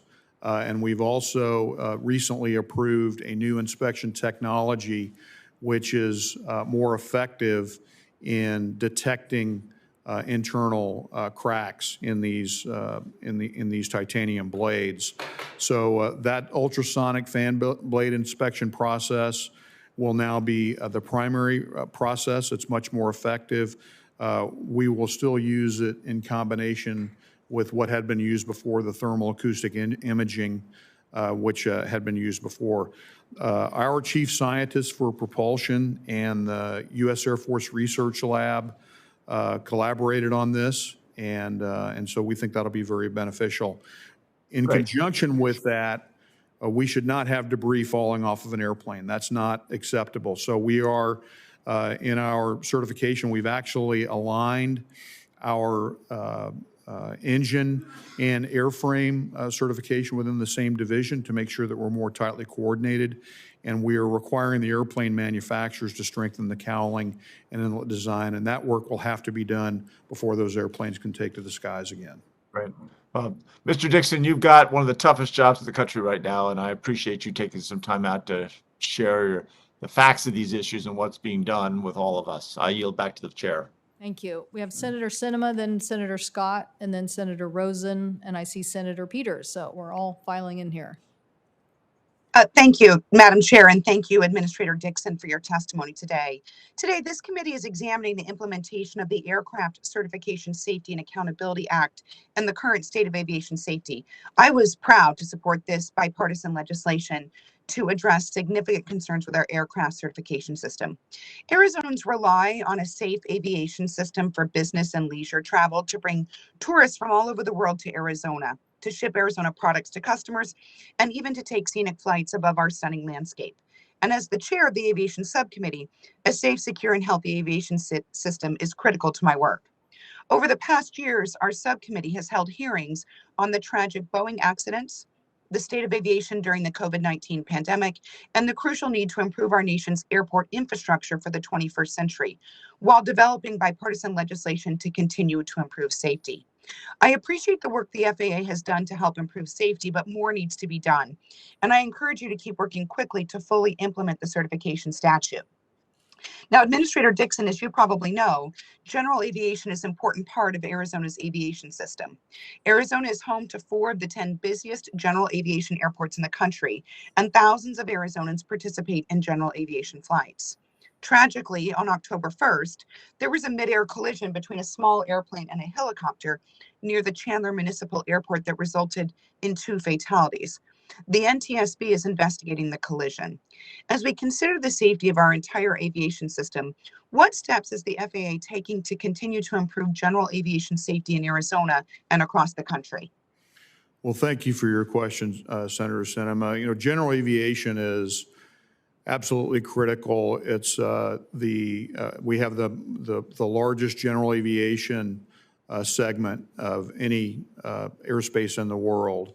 And several years ago, the FAA had set the goal of reducing the fatal accident rate for GA to less than 1 fatal accident per 100,000 flight hours. And this was actually a goal that was set to be met by 2018. And we were able to surpass that goal. And so in 2019, we re-snapped the line for an additional 10% reduction by 2028. And up to this point, we are exceeding those projections or to the good. We have done this by partnering with the General Aviation Joint Steering Committee, which is the general aviation counterpart to CAS, the Commercial Aviation Safety Team. The GAJSC helps us analyze accident trends and undertake appropriate safety interventions when elevated risk is identified. And over the last 8 years, we have actually adopted 47 safety enhancements that are aimed at addressing the root causes of loss of control and engine failure accidents, which are the primary causes, and those have been adopted over the past 3 years.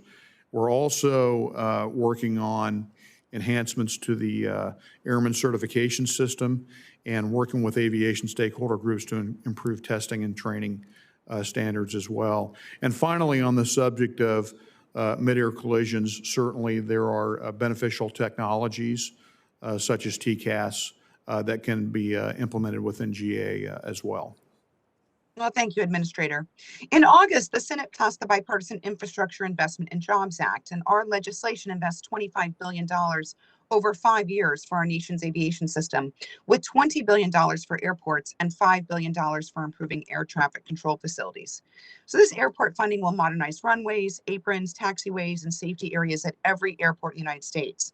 And the legislation also creates a new airport terminal improvement program for airports to improve their terminal facilities, gates, and intermodal connection facilities. Besides improving the efficiency and passenger experience at our airports, once this bill is passed, it'll also improve safety. Can you describe how the $20 billion for airport improvements will increase airport safety? Sure. The infrastructure improvements with respect to airports would definitely improve the safety and efficiency of our air transportation system. And, you know, we already estimate a need of in excess of $8 billion in airport projects. And these requested projects exceed existing FAA resources annually. You know, as you know, our AIP budget is normally in the range of about $3.3 billion. So in addition to terminals, we'll be able to do things like runway rehabilitation projects, which, as you know, can cost in the tens of millions of dollars each, and are multi-year projects as well. So that's one specific improvement that we would be looking at with that infrastructure money. Thank you. Madam Chair, my time's expired. I yield back. Thank you. Mr. Dixon, how you doing? Senator. You know, you've seen all these videos of families being kicked off airplanes because their young children can't keep their mask on for a long time. And I've heard lots of stories of people that have decided just not to fly because they have young children. They know that they're not going to be able to keep their mask on.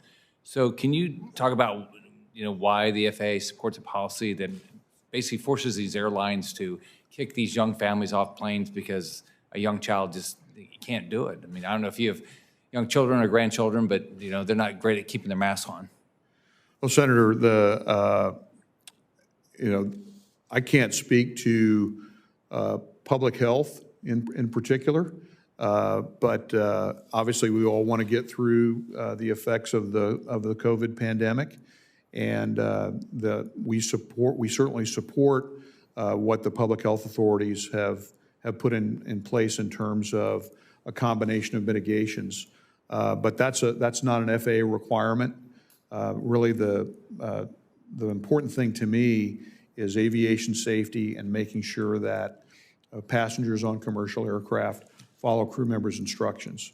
And if those requirements are in there, whether they're FAA requirements or not, in this case they're not, we really need to, whatever requirements are in there, whether they're company policies or federal requirements, passengers need to comply with them. You've seen the reports, first Southwest, and then you hear about the air traffic controllers in Jacksonville, and the latest is all the American airline flights have been canceled. And, you know, it sure appears it's going to continue to get worse.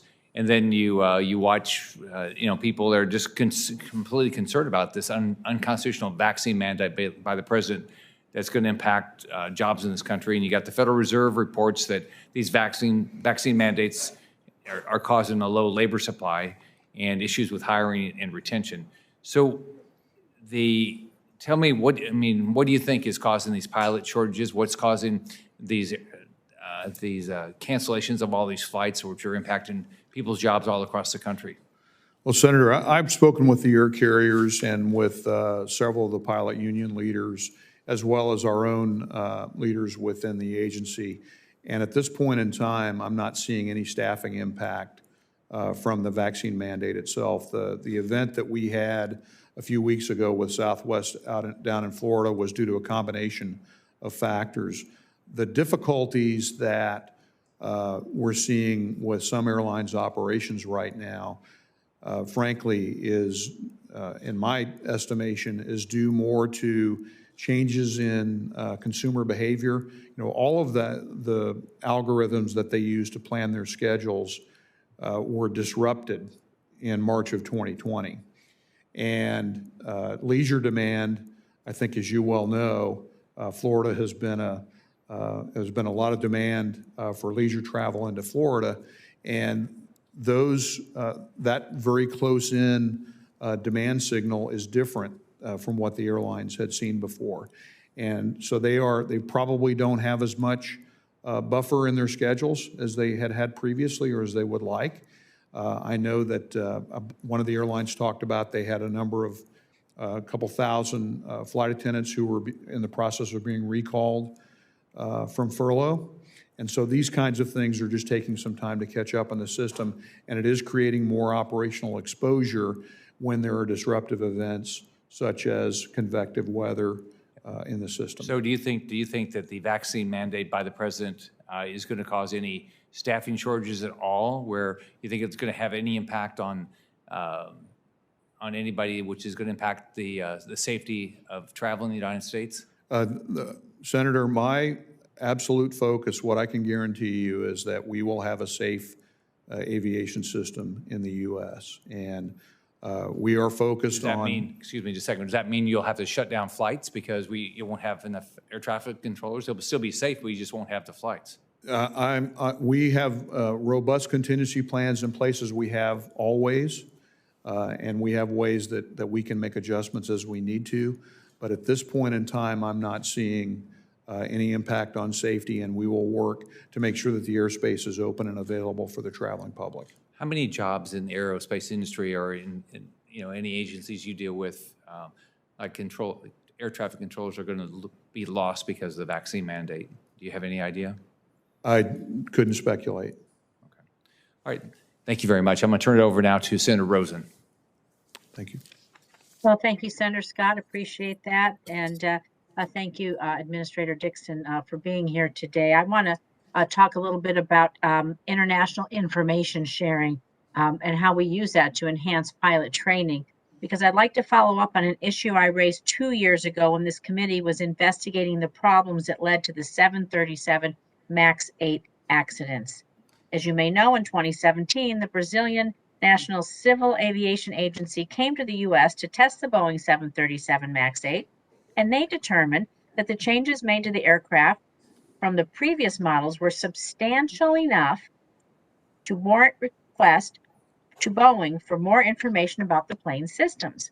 As a result of this additional information from Boeing, when the Brazilian National Civil Aviation Agency published its updated pilot training requirements, they were able to flag MCAS as one of the changes that the pilots needed to account for when they were flying the MAX 8. When he testified before this committee in October 2019, I asked Boeing's CEO why this information was not flagged for other customers who had the 737 MAX in their fleet for more information sharing, and he didn't respond. And so more information sharing in this case could have been extremely beneficial. So Administrator Dixon, FAA is the global leader in aviation safety, and as such, we have a responsibility to share critical information about aircraft systems with the international community. In the case of Brazil, better communication between national civil aviation agencies, well, it could have saved lives. So I'd like to ask, if FAA were in the exact same position as Brazilian Civil Aviation Agency, as was with MAX 8, what would we have done? Had we received information about a new aircraft so important that it led to significant changes in pilot training requirements? Would we share that with others? Is it policy and practice at FAA to make such information available to the international community? Well, Senator Rosen, I can say unequivocally yes. And I think that one of the positive aspects of the journey that we have been through over the last couple of years is the collaboration and the work between states of design and aviation authorities is stronger than it ever has been. So we would absolutely share any relevant information that we had regarding pilot training or information that needed to be provided to flight crews with other authorities. And I will emphasize also that the changes that we are putting in place are designed to make sure that no single point of vulnerability or no single individual can lead to a failure of the system. We want to have those additional layers of redundancy put into the process. And what you're pointing out is right on line with what I'm talking about. And I appreciate that. Have you set up, is there any setup for collaborating and sharing this kind of important information between countries? I mean, I know we would do it, and that's great, but are other countries going to respond the same? Is there a forum for that? And if there isn't, should there be, and how do we make that happen? Yes, there is a forum. It's called the CMT, the Certification Management Team, and it consists of the 4 countries that are involved that certify transport category aircraft. And that construct has actually been greatly strengthened because of the collaboration that we have executed here over the last couple of years as part of going through this process. Thank you. I appreciate that. I'd like to just quickly ask about FAA's certification workforce. Of course, a 2015 audit found that the FAA at the time lacked comprehensive process for determining aircraft certification service staffing needs, critical for effective ODA oversight and other certification activities. I just kind of like to go quickly to the question. I'd like to build on that discussion. Administrator Dixon, what can you tell us about today's FAA's current certification workforce needs, and how can Congress better work with you to meet those needs? We need to have a robust certification workforce to prevent any injury or loss of life. Well, as I mentioned earlier, we have nearly doubled our number of human factors experts. We will continue to need data scientists, and we'll need to continue to have those engineers in new and emerging technologies and disciplines, software engineers, so the ability to be able to adequately, there's much more of these systems are software driven now. So that is certainly a need that we're currently well-resourced for, but we will need to work very closely with the Congress to make sure that we stay ahead of developments as we move forward. STEM education and training is key. I see my time is up. I believe that, I'm not sure if anyone's there, but I think Senator Peters, you were after me, if I heard that correctly. Not sure if Senator Peters is available. Oh, sorry. Oh, Chair Cantwell, I didn't know you were back. Sorry about that. You're doing a great virtual job of chairing. Thank you so much. If Senator Peters is available, we'd certainly call on him, but maybe he stepped away to go to the last vote. Senator Markey. Thank you, Madam Chair, very much. First, Madam Chair, I want to recognize the victims of these crashes and their families, including Michael Stumo and Nadia Milleron of Massachusetts, who are here today and whose daughter, Soumya Stumo, was tragically killed in the Ethiopia 737 MAX crash.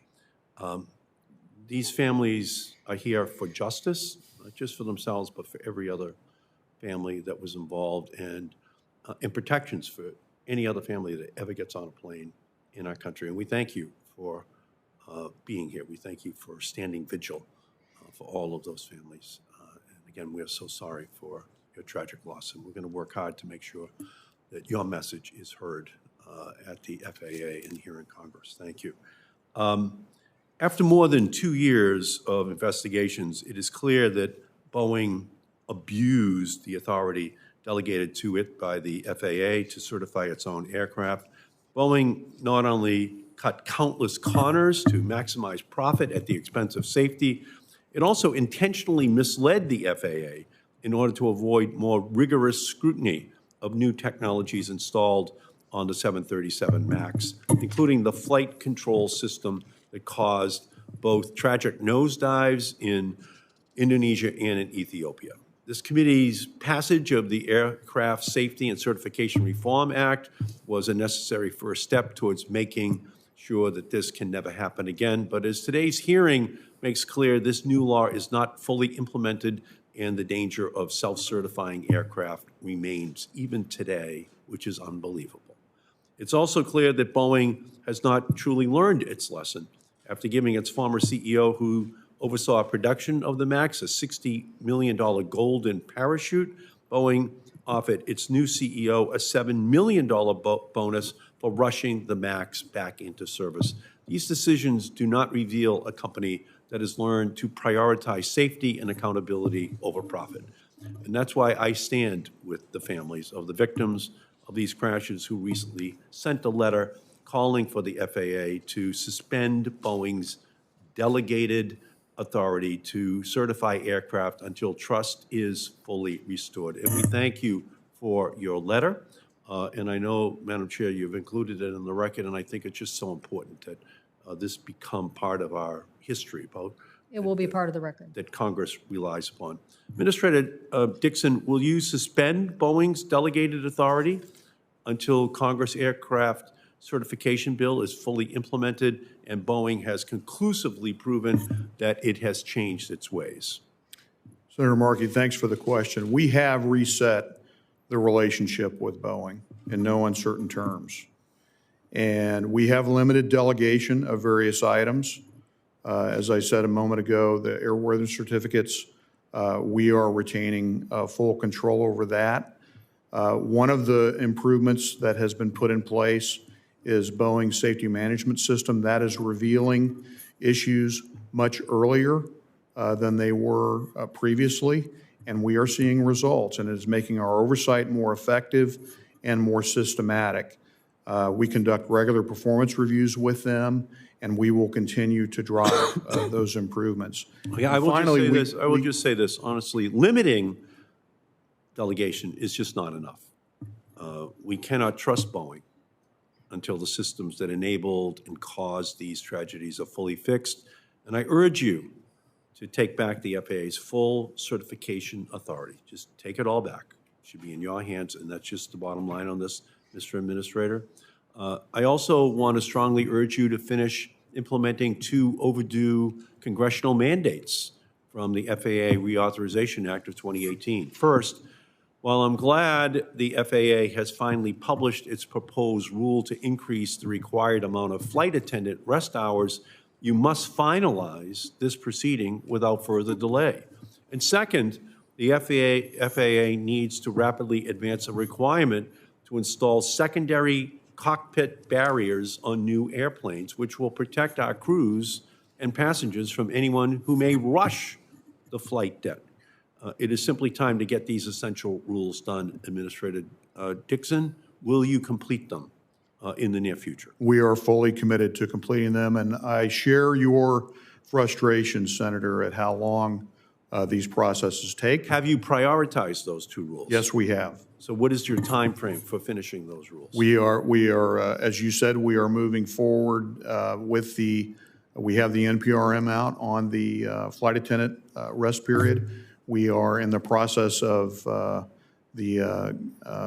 finalizing the proposal on secondary barriers, and that NPRM should be out in the coming months. It's a good bit more technically complicated, but we want to make sure that we're able to account for as much data as we can on the front end, because it will actually get us to the destination quicker. Well, do them right, but do them fast, Okay, there's a lot depending upon. I share your urgency and your emphasis. And we also have to address aviation cybersecurity. Our airplanes are increasingly computerized and new software is being rolled out every single day. These technologies offer enormous potential to improve safety and efficiency, but it will only take one hacker to cause a disaster.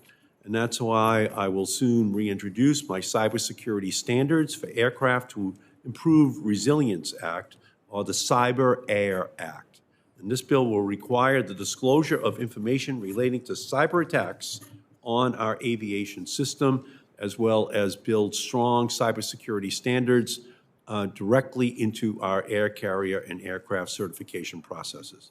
Administrator Dixon, do you agree that we need to require enhanced cybersecurity in aviation before tragedy strikes? Yes or no? Yes, Senator, I do. Well, I thank you for that, but ultimately, I think we're going to need to pass legislation. Have you had a chance to look at my legislation that would mandate this? I have not seen the specifics, but we currently have protocols in place for avionics, but this is, again, an evolving area. Airplanes are much more software-driven, as you state, these days. And so we need to make sure that the adequate layers of protection are in there. Right. So I look forward to working with Again, you on that. airplanes today are just flying computers, and they're totally hackable. And to the extent to which this is not a subject that has been addressed properly yet, we're just in a very dangerous period of time. So again, I urge you to move quickly, and I think as well it should be backed up with legislation that mandates that this occur. Thank you, Madam Chair. Thank you, Senator Markey. Not aware of other members. I know Senator Peters joined us shortly on video, but I'm not sure if he's returning or anyone else. So while I'll tell members that I'm going to do a second round here, and we'll see if anybody else appears for questions. If not, we will close out the hearing. Administrator, one of the issues that we've heard a lot about in the certification process, and it's come up a couple of times, is the fact that the law requires on the change product rule to change the process, and yet I think you're saying that it's going to take years to do that by rulemaking. And yet we still have a process underway for certifying planes. And so what are you putting in place now to make sure that you have the workforce and the people to review that process while a change product rule is in development? Shouldn't the FAA produce policies to close the loophole in the meantime? Senator or Chair Cantwell, absolutely. And we are working this on two tracks. We have MITRE doing a study for us on the criteria for significant changes for the change product rule to drive those decision criteria. And we have also stood up the International Authorities Working Group. They've already met several times, and they will continue and should provide recommendations to us by next summer on harmonizing the change product rule across all states of design so it's consistent regardless of where products are being manufactured. I'm a little more worried about the right now. I mean, this was a pretty big change in the system that allowed technology to outpace our focus on it. And we don't want to see that happen again. So we don't need anything else to happen to know that we need to put something in place, and it was already asked to be put in place, so that we would have it today. So this is the issue if you're producing a plane that is a derivative of a product. And this is the challenge that we face. We were very clear in the law. We said every plane has to go through a systems analysis on anything that's different.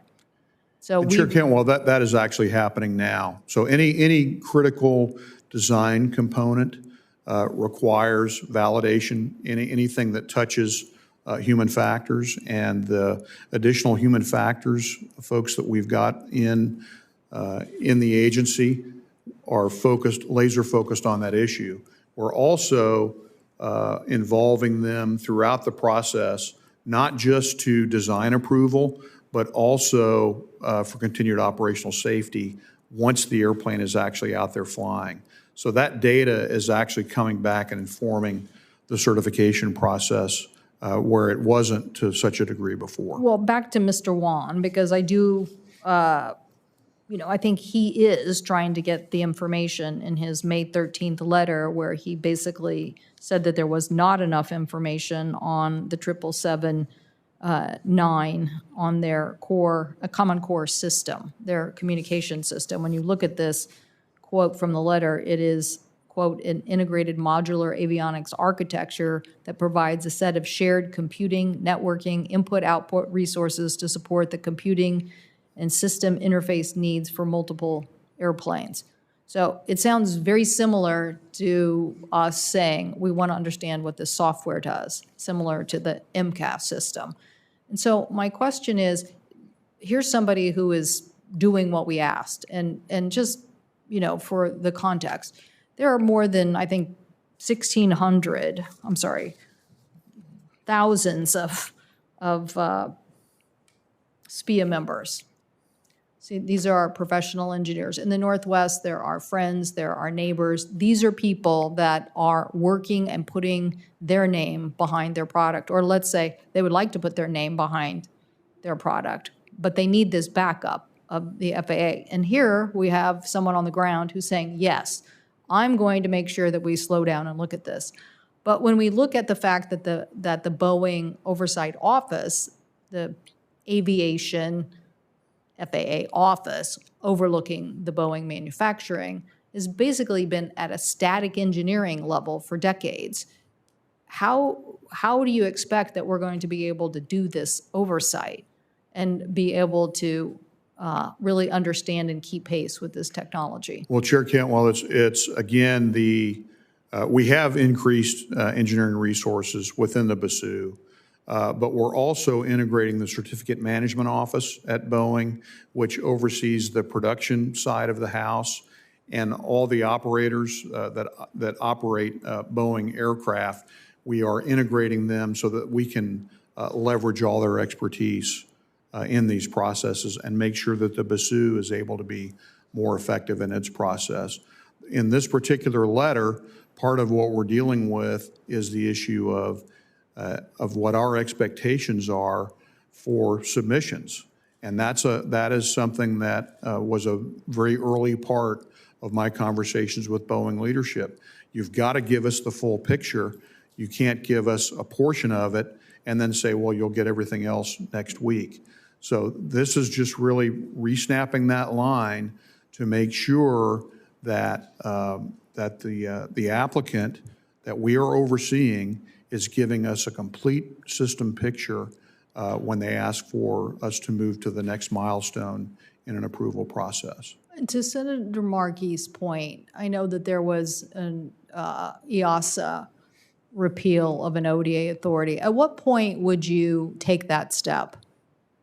Well, at this point, we are, if we saw that they weren't meeting our expectations on a consistent basis, or if we saw anything in their safety management systems or their data where they weren't making the necessary cultural or transparency improvements, then we would go down that path at some point. Well, we're going to have our own report and our own reporting of what we've been told by various whistleblowers, but it's clear that the process has changed, that this process of collaboration and solving problems is now changed into well, at least from what we've heard, the FAA not even asking the ODA unit members to produce documentation about testing and information.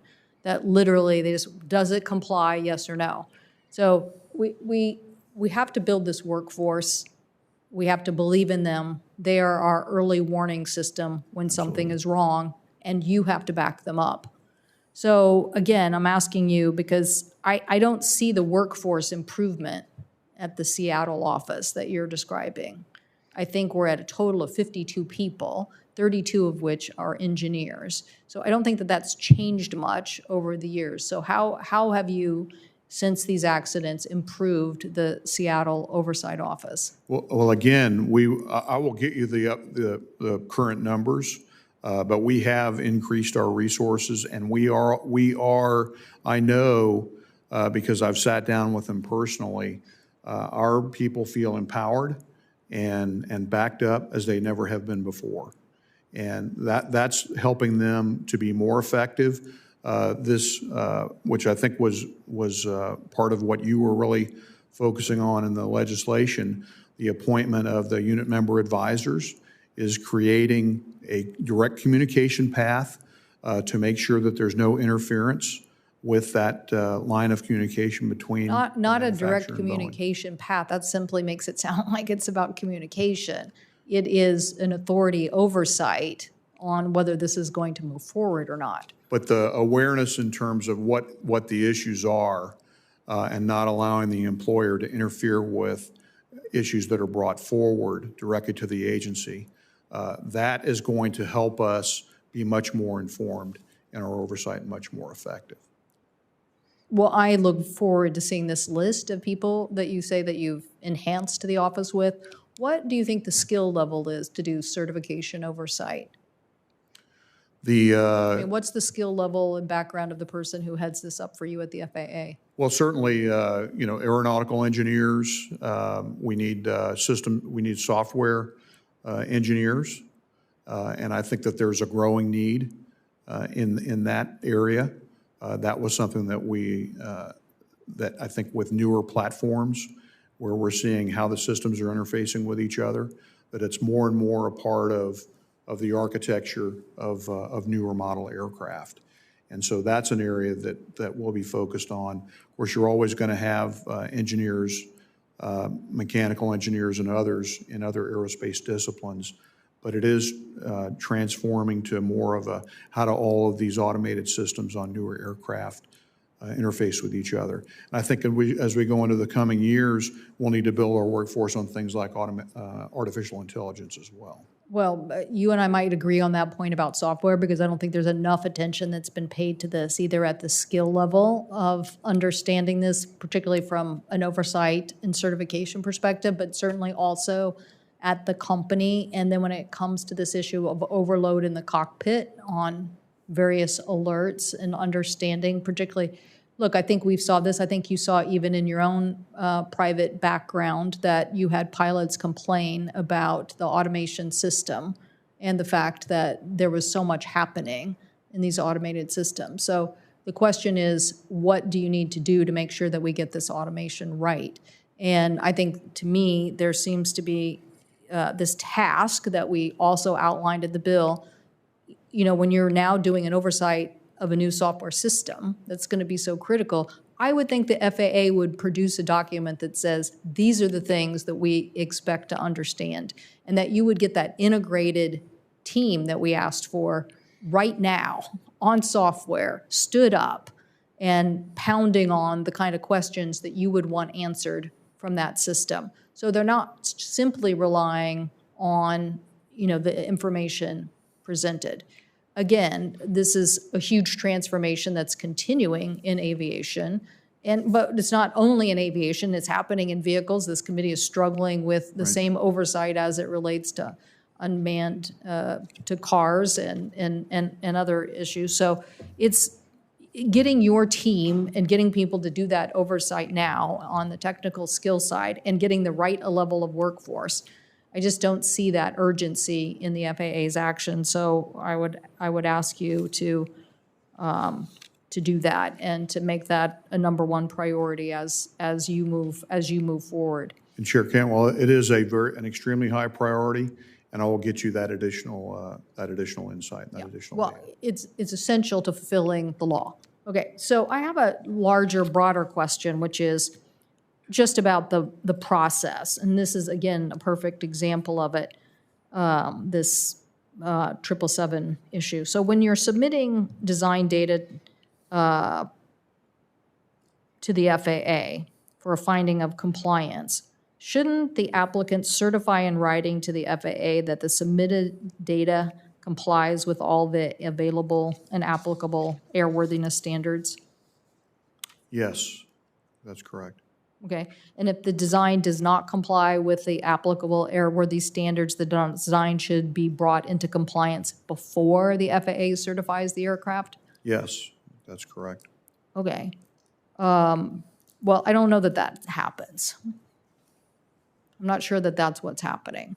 And so, again, if we go back down the system, there were a lot of checks on a list of issues, but not on final compliance with that information. I think that's what's missing the system, and I think we're going to continue to look at that. And I would look forward to hearing your thoughts on how we ensure that compliance really does meet that standard. So very much appreciate your answer on that.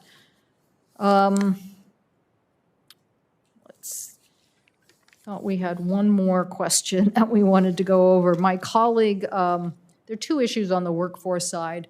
Standing up of the Air Grant program. This is very much similar to the Sea Grant program in getting here on the Hill a professional workforce that is very skilled and knowledgeable in aviation. I'm very proud of my colleagues here today. You can see that many of them have been following this and know specifically, but I think it's easy to say that the oversight of the FAA on this issue needs a more technical staff here on the Hill in addition. And throughout, throughout the policymaking realm, I'm very pleased with what the Sea Grant Fellows have been able to achieve because they brought a lot of scientific knowledge to our understanding as it relates to our NOAA oversight or fisheries oversight. So what is it going to take to get that stood up?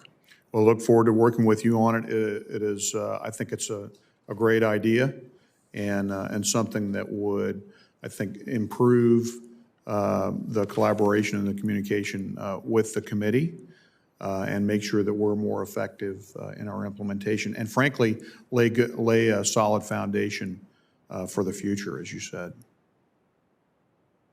Yes. Okay, and the same, I think one of my colleagues may have asked about the same ICAO involvement of going to ICAO and making sure that we're setting the same international standards. Correct, on pilot training, is that? Yes, yes, so that we're not going to allow a slippage of the standards set by pilots on an international basis. That we're going to very much understand the manufacturing of planes with integrated software systems, but we're also going to still have a skilled pilot at the helm, two pilots who know how to fly the plane if those systems are turned off. Right, and I think ICAO is important, but we can't rely on ICAO.